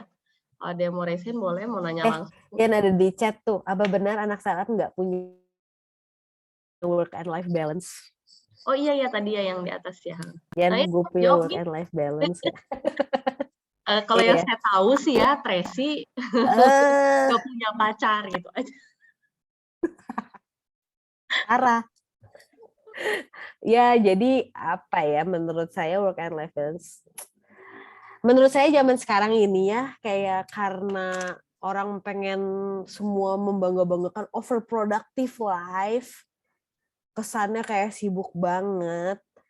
Jadi semua orang mikir ini nggak punya work and life balance. Buat saya, kalau kamu nggak punya work and life balance, kalau kamu terlalu sibuk sama kerjaan sampai nggak punya life, adalah berarti kamu time managementnya kurang bagus menurut saya gitu. Karena saya sendiri masih sering main, terus saya masih punya kegiatan sosial kayak di Kaunpar, ada beberapa kegiatan sosial lain. Kalau saya nggak punya waktu, saya nggak bisa dong lakuin kegiatan sosial itu gitu. Jadi sebenarnya lebih ke time management. Bahkan saya bilang ke anak-anak kantor saya, memang ada masa-masa kita sibuk banget nih, misalkan kayak bulan Maret ini, terus kita lagi mau raise fund lagi, itu kita sibuk banget, tapi kan itu sifatnya seasonal. Kalau kita terus-terusan sibuk, kerjanya setiap malam sampai jam 12, jam 1, berarti ada something wrong sama kerjaan kalian, atau memang bos kalian gila gitu. Nah, saya selalu bilang sama anak-anak di Hai Pajak, saya bilang, kalau kalian masih kerja di luar jam kerja, berarti nih kalian nggak bener nih kerjanya. Either kalian kebanyakan ngobrol, either kalian kebanyakan ke distract, gitu kan. Gayanya Indonesia kan datang ke kantor terus ngobrol kita kan, kita seneng ngobrol, nongkrong-nongkrong, makannya lama gitu. Itu banyak kan gitu. Coba deh dihitung. Beneran kerja beda sama di luar gitu. Orang kerja bener gitu, fokus. Nggak ngobrol-ngobrol. Nanti di luar kerjaan baru ngobrol, pulang tank jam 4, jam 5 gitu. Jadi menurut saya work and life balance, kalau kamu lihat orang yang sibuk banget gitu ya, tanyakan apakah dia entrepreneur atau dia adalah motivator. Itu sih. Motivator maksudnya jadi dia cerita sana sini gitu ya. Iya. Ya, contohnya aja yang udah terjadi sekarang banyak case gitu. Karena sebagai entrepreneur udah capek banget kalau kita suruh mikir terus jebot lah otaknya, nggak ada istirahat gitu. Makanya kuliah tamunya juga jadinya malam ya, karena gue nggak mau ngambil waktu kerja nih ceritanya. Nanti lu diomelin sama karyawan lu lagi. Malahan cari duit di tempat lain katanya. Cari duitnya cuma berapa ya jadi dosen tamu mah ya. Oke, ini ada Beril raise hand. Silakan Beril. Halo Ci Tracy, mau nanya. Halo. Diam dong biar bisa dipin, biar bisa di Oh ya, spotlight. baik, Bu. Gitu, oke. Gue jadi berasa muda dari Lian, gue pengen Bu. Ya, Ci kan sekarang ya, gimana Beril? CEO di Hai Pajak. Nah, aku tuh mungkin banyak kan sumber daya manusia yang mungkin banyak apply di Cici. Kalau misalnya boleh tahu, apa sih tips and trick biar kita mungkin abis lulus nanti bisa masuk ke Hai Pajak atau ke perusahaan startup ke depannya gitu loh. Oke. Ya, mungkin bukan hanya di Hai Pajak, mungkin di perusahaan-perusahaan startup lainnya, apa sih yang harus kita siapkan untuk biar bisa masuk perusahaan startup gitu. Oke. Itu a very good question, Beril. Karena sekarang ini saya menemukan adalah katanya orang banyak butuh kerja, ternyata kita penyari yang ngasih lahan kerja merasa susah cari orang buat kerja. By the way, Hai Pajak lagi buka intern ya buat kalian-kalian yang mau intern gitu. Ada tuh anak Unpar muridnya Dian yang udah jadi intern Hai Pajak. Yes, dan bagus karena memang anak Unpar itu bagus sebenarnya, cuman kurang ngomong aja. Gini, pertama-tama adalah kalau kalian ngelamar kerja adalah administratif kan. Bayangkan rekruter itu kita satu posisi itu bisa terima ratusan lamaran Saya bisa ngomong kayak gitu karena waktu zaman saya nggak punya HRD, saya ngeliatin sendiri tuh kayak oh my god pusing banget gitu, ratusan lamaran gitu ngeliat sendiri. Dan saya ini tipenya perfeksionis kalau buat HR gitu, jadi kadang-kadang saya juga masih gangguin HRD, saya mau ngeliat bener nggak gitu kalian. Nah, jadi bayangkan kalau kita ngelihat dalam satu hari bisa puluhan aplikasi, terus kalian buat CV-nya jelek. Paham nggak? CV bagus tuh bukan gambarnya bagus, atau kayak diedit sedemikian rupa, enggak gitu. Tapi eye catching. Contoh nih misalkan, saya lagi cari anak kreatif, social media strategist, atau desainer, atau videographer gitu. Berarti kan yang penting apa coba? Portfolio kalian kan, desain kalian kan. Dan kalau kalian anak kreatif, berarti kalian nggak bisa pakai CV yang formal dong, karena kalian anak kreatif kan. Nah, kalau misalkan saya baca sekilas gitu ya, kan pasti bayangin kalau 50 ratusan, 50, 100 gitu, berarti baca CV kan scanning tuh. Dari sekilas kalian kalau udah punya CV ya, sekilas kalian baca CV-nya, truk gitu 1 menit, kalian posisikan diri sebagai rekruter tertariknya sama CV kalian. Kita tuh nggak perlu gitu kayak kalian ngasih kayak organisasi ada 50 melakukan event ini, enggak, bukan itu yang kita cari. Cukup 1 event, kalian bisa terangin dari event itu sebagai, misalkan kalian ngelamar sebagai anak sales gitu. Saya bisa menjual 100.000 tiket misalkan dari event itu. Apa yang saya lakukan adalah saya datang ke arisan ibu-ibu, di mana ibu-ibu itu langsung word of mouth mau datang ke event itu karena event itu sembako murah. Saya bilang minyaknya cuma segini. Dari situ kan saya akan tertarik nih. Si Beryl kok bisa ya jual tiket seperti itu nih di sales. Jadi kalian harus cari untuk kita pengen tahu kalian lebih gitu. Sampai kita pengen interview kamu gitu. Tuh tahap pertama nih. Nah, tapi yang penting lagi adalah baca baik-baik, baca bener-bener ini saya nggak bohong deh. Saya selalu nemuin nih baca baik-baik requirement yang dikasih dari si pemberi kerja, karena kita tuh bikin requirement pasti kita mikir kita butuhnya orang apa. Kayak contoh subjek, kalian harus tulis subjeknya. Itu tuh banyak banget yang dibilang kalian subjek email isi misalkan tax happiness officer, nggak diisi gitu. Itu kan kayak itu langsung udah dilewat mau dia bagus mau dia jelek langsung kita lewat gitu, karena lu berarti nggak baca instruksinya gitu. Itu tuh penting banget gitu. Kalian kenapa sih, apalagi coba contoh kalian anak accounting mau ngelamar jadi auditor terus kalian nggak nulis subjek, berarti kalian udah nggak teliti, udah dilewat aja, nggak usah dilihat lagi CV-nya gitu. Terus badan email, tolong diisi badan email, jangan kayak FYI nggak ada apa-apa kosong. Aduh itu kayak, dan saya menemukan itu di anak Unpar juga loh ya, itu sampai saya malu banget. Kayak ini anak Unpar kok bisanya nge-apply kayak gitu. Badan email terangin kalian siapa, melamar sebagai apa, kenapa menurut kalian bagus di posisi itu. Itu penting banget, kayak apa namanya itu jadi kayak sentilan, kan menarik ya nih anak kok buatnya bagus ya, customize, dia bisa ngerti hai pajak misalkan, atau dia bisa mengerti perusahaannya gitu. Itu penting. Terus cantumin juga kalau kalian mau menghubungi ini HP-nya, ini email, ini apa ya bisa di reach out gitu, itu penting. Terus kalau kalian melakukan attachment, buatlah attachment itu semudah mungkin buat recruiter untuk ngebuka attachment-nya. Jangan kalian kayak zip banyak, udahlah males nggak usah dibuka aja, atau harus kita ubah lagi, kayak emang siapa lu kita harus pakai effort ngeliat-liat buka-buka lagi, kita punya 300 orang lain yang jadi kandidat, lu bukanya susah amat gitu. Terus CV misalkan kalian mau attach portfolio gitu ya, itu kayak linknya itu kayak harus mudah, kita tinggal klik portfolionya kebuka gitu. Jangan kayak kita harus ngopi lagi nih cari portfolio, nggak, langsung udah dilewat itu. Jadi itu hal-hal yang penting yang harus kalian perhatikan. Itu untuk kayak recruiter. Kalau interview ini susah ngomong, saya nggak akan muluk-muluk kayak kasih harus gini harus gitu, nggak bisa. Kalau interview itu lebih ke arah chemistry. Tapi menurut saya be yourself aja, be honest. Kalau nggak tahu, bilang aja nggak tahu, nggak apa-apa gitu. Kalau misalkan kalian punya recruiter yang kalian nggak tahu, langsung bodoh banget sih lu gitu aja nggak tahu. Emang lu mau kerja di tempat kayak gitu? Nggak kan? Kalau misalkan yang benar pasti kalau kalian nggak tahu ya oke, nggak apa-apa. Berarti kamu honest ngomong bahwa kalian nggak tahu gitu. Jangan kalian sok tahu gitu. Itu udah malesin gitu. Nah itu sih sebenarnya. Dan ini khusus untuk anak Unpar. Jangan apa ya, jangan kayak ngerendahin diri karena kalian nggak pede gitu. Sering banget saya ketemu anak Unpar tuh kayak gitu, kayak ditanya dari 1 sampai 10 bisa berapa? Universitas tetangga biasanya jawabnya 8, 9 gitu, Unpar saya 6. Padahal mah kemampuannya sama aja bisa 9, 10 gitu. Nah itu jangan kayak gitu tuh, kayak coba pede sama diri kalian. Ya udah kalau kepedean paling nggak keterima atau gimana, tapi lebih baik kalian pede dibanding kalian kayak nge-value rendah. Kalau misalkan kayak saya ngerti anak Unpar seperti apa, ya sudah. Kalau saya nggak ngerti karakter anak Unpar, oh ya emang dia mah kurang bagus lah, udah aja gitu. Artificial cuma ngeliat luarnya, itu juga salah satu buat kita penting banget sih gitu. Mau nanya lagi, Ci, Boleh, boleh. how about IPK, Ci? IPK. Itu ada nggak? IPK Harus 3 nggak gitu? itu berlaku kalau untuk kerjaan teknikal. Oke.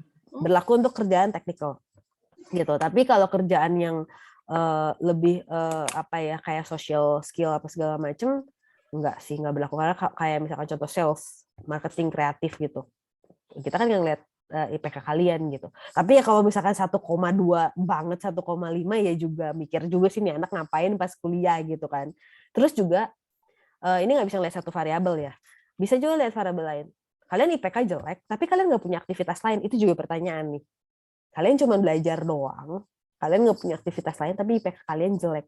Tapi misalnya IPK kalian jelek, bisa jadi kalian ternyata sembari bekerja untuk membiayai kuliah kalian. Atau kalian ternyata punya aktivitas prestasi, atlet, atau kalian aktif di organisasi. Tapi organisasi juga bukan yang busybody ya, yang kalian kayak gue seneng-seneng aja nongkrong tapi nggak ada hasilnya. Itu maaf gitu, gue banyak juga nemuin kayak dia nulis banget saya menjadi ketua bla bla bla, pas ditanya, pas itu nanti akan ketahuan di interview, pas ditanya zong.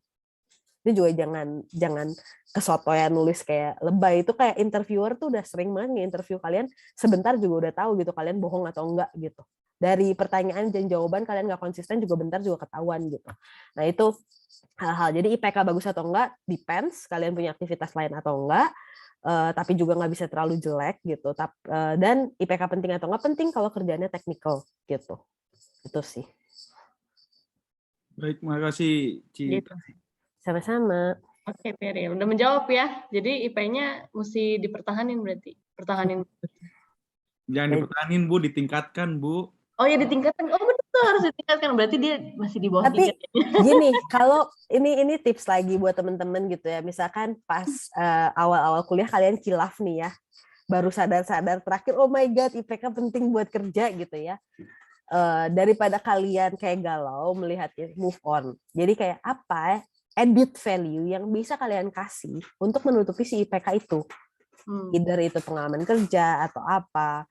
Kalian kasih tuh added value kayak gitu. Jadi itu bisa cover. Karena kalau misalkan udah terlanjur ya IPK jelek, kalian mau kelas tambahan, mau ngulang-ngulang berapa kali, baru misalkan 10 tahun lulus baru bagus ya udah kalian cari cara lainnya ada added value. Maaf ya ibu-ibu dosen, saya ngajarin kurang bener.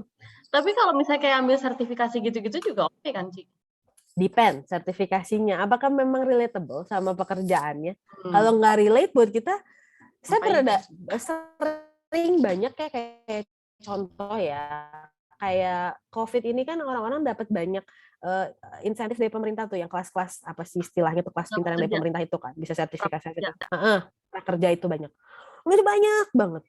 Terus kalau pasti baca apa sih hubungannya sama pekerjaannya, nggak ada hubungannya, nggak kepake sertifikasi. Tapi kalau misalkan bener-bener kepake, nah dia orang teks brevet, ya iya beneran kepake. Dan kalau misalnya sertifikasi kalian ditanya dan bener-bener bisa jawab, dan yang paling penting adalah applicable nggak, kalian bisa bener-bener pakai nggak itu di kerjaan. Kalau kalian cuma ngerti aja nggak bisa pakai, ya itu juga percuma. Karena kalau kerja sertifikat kan hubungannya sama skill teknis ya, skill orang spesialis gitu. Kalau kalian ditanya detail nggak bisa jawab, ya itu juga ya percuma kalian punya sertifikat gitu sih.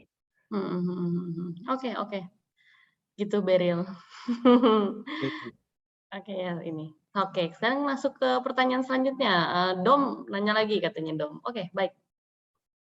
Silakan Dom. Oke, terima kasih atas ininya ya, Bu. Aku panggilnya Cidian. Apa ya, Ci? Bebas. Gue masa jangan dipanggil tante, gue udah selalu bilang kayak gitu.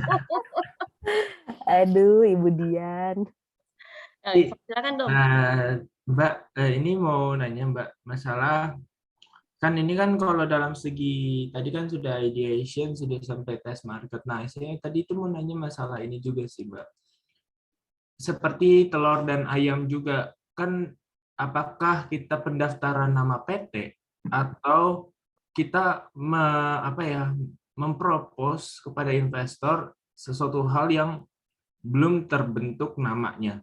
Terkadang kan ada juga investor yang mau melihat cuman apakah sudah terdaftar atas nama udah terdaftar PT atau namanya sudah masuk hak cipta atau produknya seperti apa yang tadi sesuai dengan kanvas itu. Nah, itu saya tadi juga mau tanya, Mbak, apakah kita ngepropos tanpa sebuah namanya pendaftaran brand atau hak cipta atau kita propose sebelum itu? Dan kedua, itu masalah teknikal pembuatan aplikasi kan, soalnya Hai Pajak itu kan mungkin ada web base, saya kurang tahu mungkin apakah itu aplikasi. Nah, kalau misalnya aplikasi itu untuk kerjasama dengan CTO-nya itu seperti apa, Mbak? Apa mungkin Mbak juga punya CTO? Saya juga kurang tahu, tapi saya mau nanya kalau misalnya Mbak punya CTO untuk bagaimana kerjasama terhadap web developernya, terus web base-nya seperti apa. Karena kemarin saya sudah nyoba untuk pribadi itu sangat sulit. Untuk codingannya, segala macam, sistematikanya. Nah, itu saya ingin mau tanya ke situ juga. Oh ya, sama ini yang ketiga itu term and condition-nya. Apakah term and condition itu sesuai dengan template juga sih, Mbak? Apa maksudnya mbaknya itu originalitas dari Mbak Hai Pajaknya term and condition, apakah Hai Pajak juga term and condition-nya itu berdasarkan template yang sudah ada? Kan biasanya kadang ada juga ada yang term and condition pakai template gitu. Terima kasih. Oke. Pertama si hak cipta dulu ya, soal legal, apakah legal dulu, investor dulu, itu jawabannya benar-benar depends ya. Kalau kalian memang punya, kalau kamu kayaknya Domi ini mau beneran bikin startup ya. Jadi kalau kamu memang punya kayak satu angel investor yang bisa kamu ajak kerja sama dan dia mau ngasih secara informal, kayak mendingan kamu dapat deal dulu deh dari dia gitu. Karena gue juga punya contoh kayak salah satu teman gue yang diinvest dulu karena dia punya hubungan informal sama investornya dan investornya pernah kerja bareng dan dia tahu gitu kerjaannya anak ini gitu. Jadi deal dulu sama si orang ini, kamu dapat deal uangnya nih, karena kan mau gimana juga uang di startup kan bensin kan, tanpa uang di startup kayak bullshit lah, nggak mungkin bisa jalan gitu. Gue ngomong yang sebenarnya aja gitu. Jadi kalau kayak gitu dan kalau kamu kasusnya misalnya nggak punya modal sama sekali, dapatkan dulu nih si investornya gitu. Jalannya bisa banyak, bisa langsung emang udah dapat atau kamu ikutan kayak organisasi atau bisa ikutan kerja di orang yang punya duitnya sampai kamu bisa membuktikan bahwa you are worth to invest to gitu.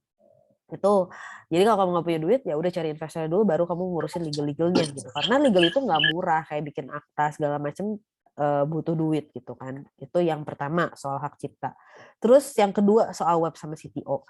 Saya punya CTO gitu, co-founder juga di Hai Pajak gitu. Itu makanya kenapa penting, karena kenapa co-founder penting itu satu ngeliat chemistry, kedua lihat skill. Jadi saya skillnya finance, dia skillnya teknologi. Itu kayak complementary gitu. Jangan cari founder yang sama-sama orang bisnis semua gitu. Itu kan ngapain nggak complement each other gitu.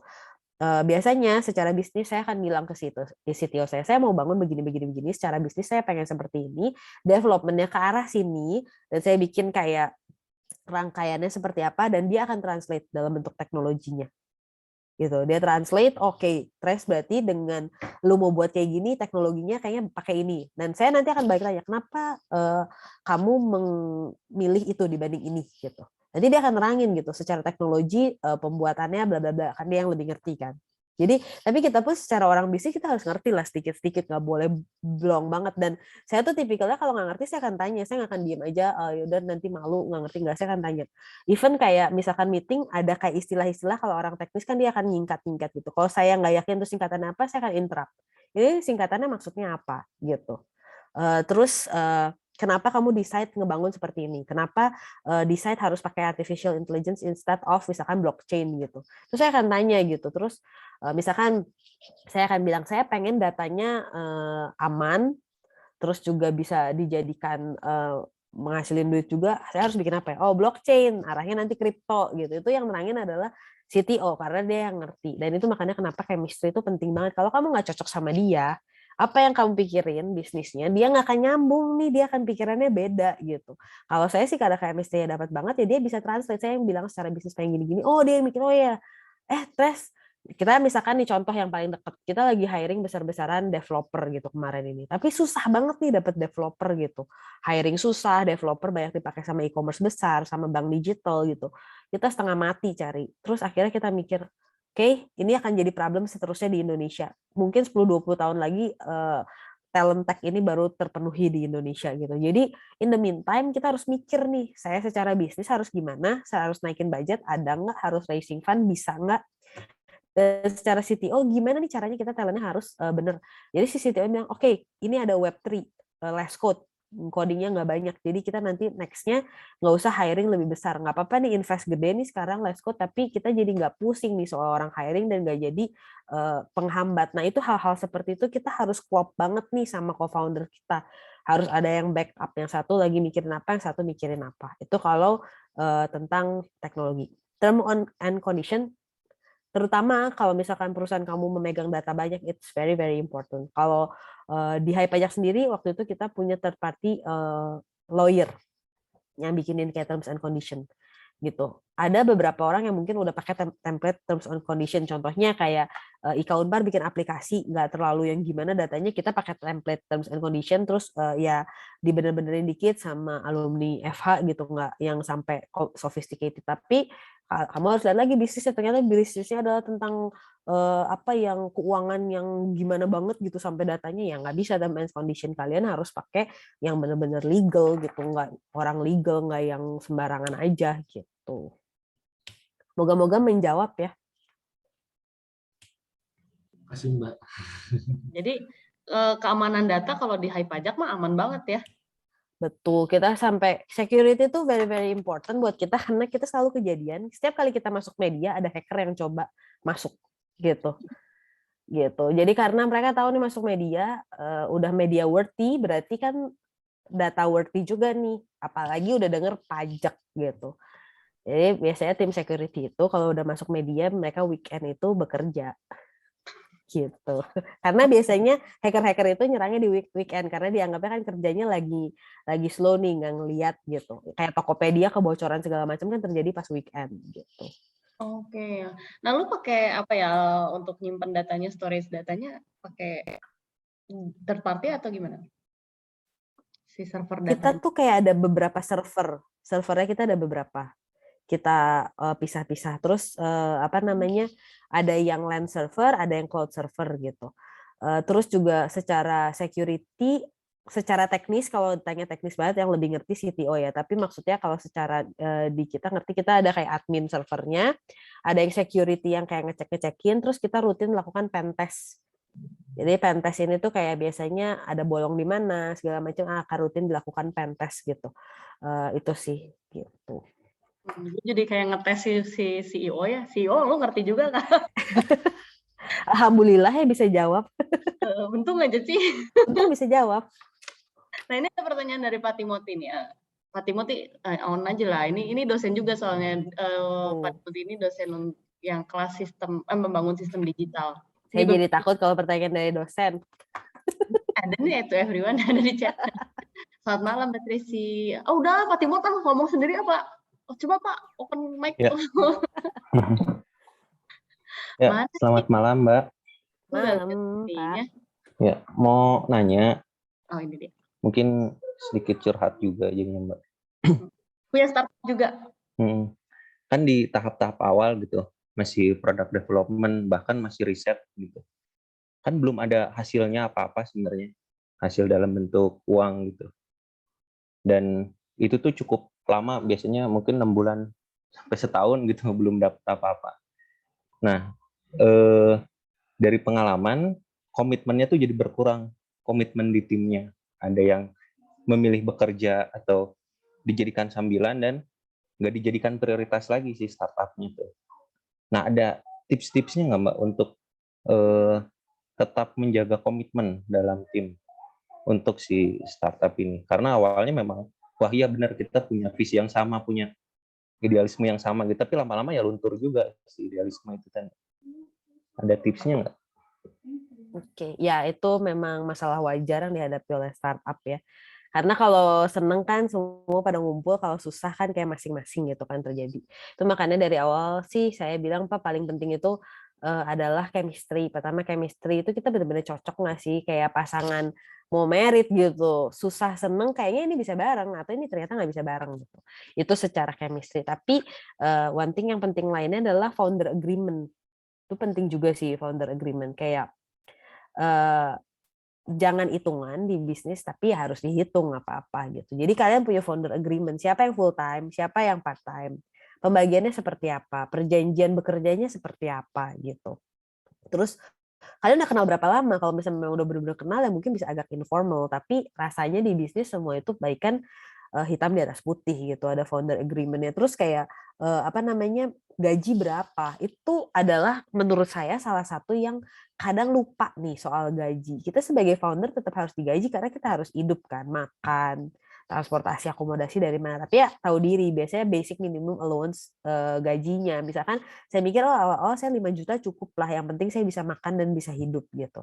Tapi as the time goes by kita ada perjanjian kalau ada raising fund gajinya berarti segini, terus ada benefitnya segini. Itu juga harus clear enough nih diomongin di awal gitu. Jadi buat saya sih pentingnya ngomong pahit-pahitannya di awal dulu juga pas kita mau bangun kita tuh kayak meeting seminggu, even belum ada perusahaan belum ada segala macam kita rutin meeting seminggu sekali cuman ngomongin ngalor ngidul gitu sampai akhirnya oke, dalam 1 tahun 2 tahun ini kita ngobrol cuma soal ide aja masih komit nih berarti kita lanjut nih kita buat beneran perusahaannya gitu. Itu sih yang harus diinikan dan dalam perjalanan juga saya contoh waktu bangun Hai Pajak ada yang pas saya CTO saya sakit gitu, saya harus backup. Terus di luar co-founder saya kan nggak cuma CTO ya, dulu ada CMO-nya sekarang jadi advisor, ada advisor board of advisor itu co-founder. Saya pernah bilang kayak aduh saya lagi sakit, yaitu CTO yang advisor dia backup saya gitu sebagai CEO-nya gitu. Jadi kayak itu semua penting kayak kita tahu kapan kita harus menolong terus juga kita harus tahu peran masing-masing gitu. Kayak contoh, semua co-founder saya ini jauh lebih tua umurnya. Angkatan di Unpar itu mereka angkatan 95, 96 gitu. Ada anak ITB 1. Tapi mereka tahu saya perannya adalah CEO. Jadi mereka boleh mengasih pendapat tapi keputusan akhir ada di saya gitu, bukan di mereka. Itu yang harus dari awal tuh sudah kita ini kan jangan nggak enak gitu diomongin dari awal. Kamu menunjuk saya sebagai CEO berarti kamu harus percaya dong sama saya gitu. Jangan nanti apa sih si Tracy tuh mutusinnya kayak gitu ya nggak bisa. Jadi kayak mereka udah percaya sama saya. Jadi kalau misalkan ada keputusan si Tracy mutusin gitu, paling mereka pertanyaan Tracy pertimbangan lu apa gitu. Mereka kayak gitu. Gue pertimbangannya gini-gini Kang. Oh ya udah oke. Mereka kayak suruh kita jalan dan itu semua udah jelas gitu dari awal kayak kita kan punya bisnis di luar Hai Pajak bareng kan. Saya tahu mereka punya bisnis di luar Hai Pajak juga, jadi kayak nggak mungkin full time di Hai Pajak. Nah, saya bilang saya yang full time di Hai Pajak, tapi itu perjanjiannya dari awal gitu. Terus nanti saya juga bantu di perusahaan mereka sampai sekarang juga masih dipakai namanya tuh tadi di Suvarna. Tapi saya bilang, ini saya nggak bisa nih, saya mau full time di Hai Pajak sekarang waktu saya habis gitu. Saya akan ngomong. Terus si CTO saya gitu kemarin, Kang saya butuh lu sekarang lebih banyak nih waktunya diomongin. Jadi kayak bener-bener temen yang bisa diajak omong gitu. Kalau nggak bisa diajak susah dan nggak bisa diajak ngomong kayak gitu sih ya repot sih gitu. Itu sih paling Pak dari saya. Ya. Jadi ada formal agreement gitu ya. Ada Mungkin sih, ada formal agreement gitu. Karena kalau saat kita lagi semangat-semangatnya dan lagi seneng, semua orang akan setuju. Oke, gitu, idenya bagus. Kita buat bareng-bareng pas udah kayak uang nggak ada, mulai misalkan menikah, punya tanggungan, jadi kayak bingung gitu kan. Itu kan kayak itu pasti cycle di saat apa yang seperti itu gitu. Menikah jadi ingat ini mantan baru nih, Pak Timur. Selamat ya Pak. Ya. Terima kasih Mbak Tracy. Nggak ada tambahan lagi, Pak Tim? Sudah cukup. Mungkin co-founder satunya Ibu Maria mau berpendapat. Oh barengan. Oh ini saya barengan. Ya ternyata. Aduh, gue tadi chat sama Dian. Aduh, gue ketampar nih sama Timur, sialan. Tracy, kamu harusnya ngebela saya dong. Tapi benar sih, Bener Saya kan kata nggak tahu Esti. Bu siapa Ibu, mestinya chat saya dulu dong. Ini saya lagi disindir gitu. Buka kamera. Buka kamera, dibuka Nggak kamera. apa-apa. Nah, di spotlight. Iya, aku teh suka janji palsu kata Temot. Curcol. Nggak sih, menurut saya itu adalah cycle yang biasa. Cuman kita harus tahu ya kapan mereka back, kapan kita Iya, apa yang harus backup gitu, kayak peran-peran itu disusun kayak diomongin aja di depan. Saya pernah bilang kayak aduh gue enak banget nih habis racing fund ketemu investor banget, gue bener-bener enak, gue kayak bodo amat, gue mau pergi dulu ya 2 minggu, lu jangan ganggu, lu backup gitu. Itu terjadi gitu, kayak dari CTO gue backup, gue kayak gue udah selesai nih racing fund, gue udah fuck up banget, gue harus pergi untuk berlibur dulu untuk rehat, lu sekarang ya kerjaan development kayak lu urusin tuh anak-anak gitu. Itu kayak harus segampang itu gitu, ngomong kayak keluarga aja harus bisa ngomong kayak gitu. Nggak boleh masih ada perasaan kayak nggak enak, sama kayak suami istri gitu. Walaupun gue belum menikah sok tahu banget ya. Cuman maksudnya kayak kalau misalkan kita sama pasangan kita gitu ya masih kayak aduh ngomong nggak ya ke kokonya gitu kayak ya kali gitu kan, itu kayak kita bakal tinggal serumah bareng seumur hidup terus kita masih kayak nggak enak nah itu di startup gitu. tuh dengerin Mod, makanya jangan gue isi GoPay loh. Tapi Eci pernah ribut sama si co-founder yang lain nggak? I mean like hal-hal yang of course dong, kita berbeda pendapat, cuman untungnya kita semua mature enough ya, jadi ributnya kita selalu perjanjian kita, kalaupun kita ribut ini urusan kerjaan bukan urusan pribadi gitu. Jadi kita dari awal udah nge-setting nih, udah habis kita ribut nggak bisa gitu dong gini habis itu ya makan malam bareng aja ketawa gitu, habis itu udah di luar jam kerja, nggak yang kayak nyebelin banget sih tadi gue dimarahin dia, udah nggak ada kayak gitu kayak semuanya somplak aja, habis itu kayak bodo amat, kayak ketawa-ketawa makan, capek ya kita berantem makan yuk, oh you can eat aja, yang kayak gitu loh, kayak itu makanya gue cocok sama Timot gitu, habis gue marahin Mod gue isiin deh GoPay ke lu gitu Ci, nyogok. Coming soon Mod, tenang baby, coming soon kok.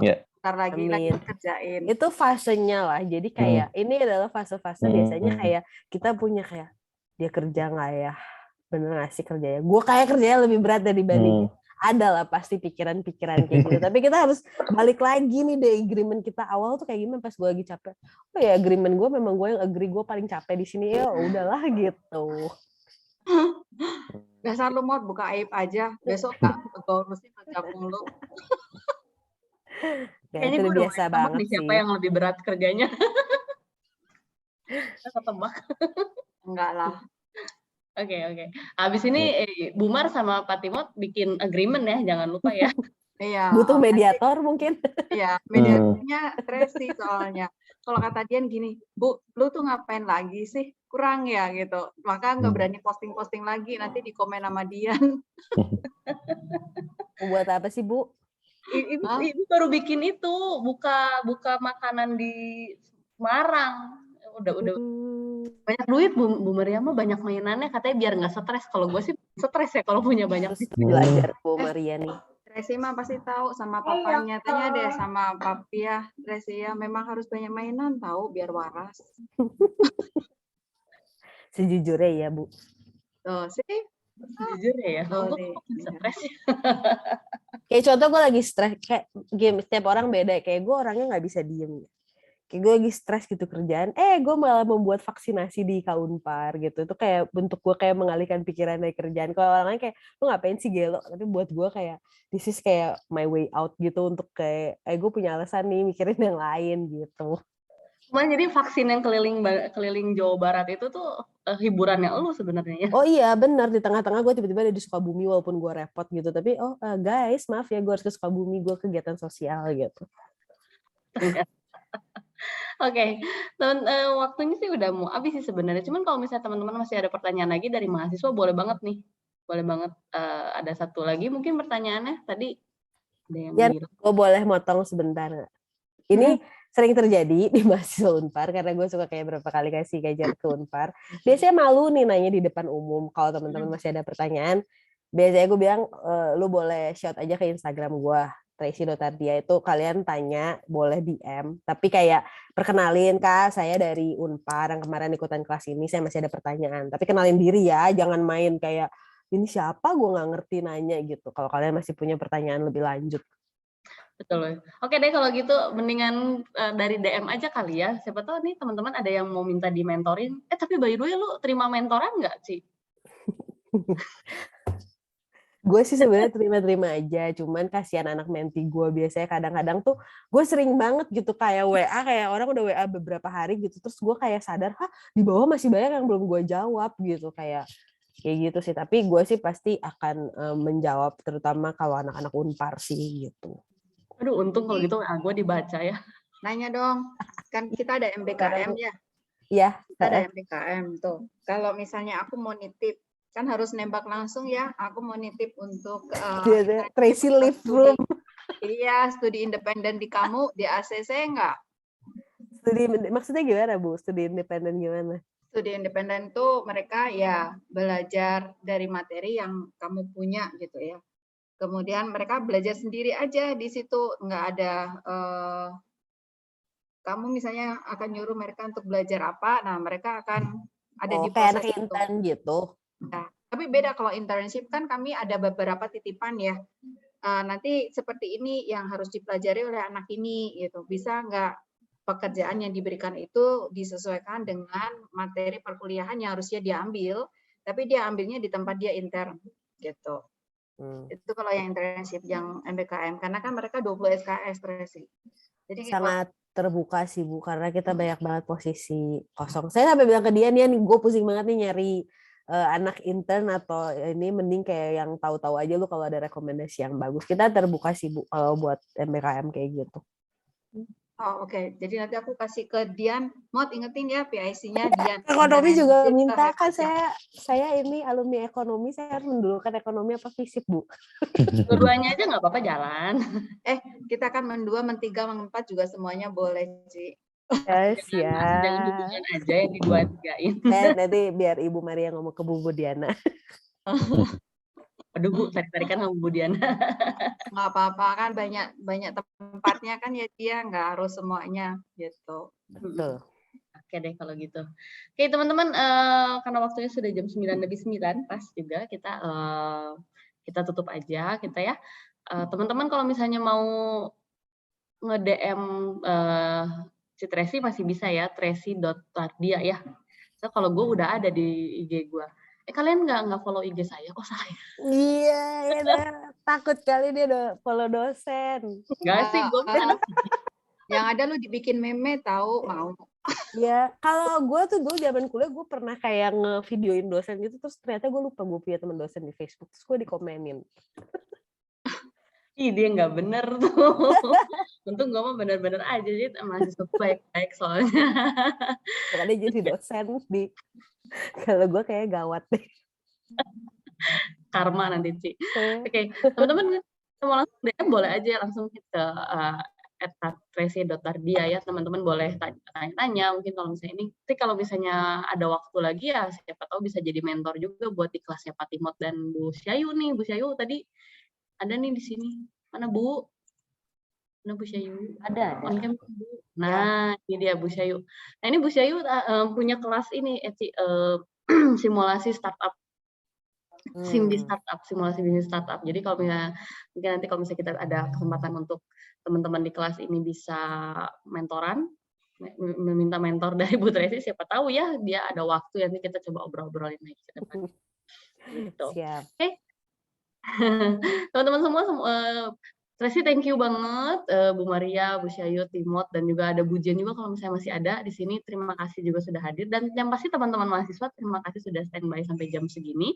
Dan kita mudah-mudahan apa yang diberikan, materi yang diberikan ya bisa jadi insight juga buat kalian. Oh ternyata gini ya, dunia startup tuh tidak seindah kartu nama yang ada tulisannya CEO gitu. Jadi kalau jadi karyawan gaji gede loh. Putus internet gua.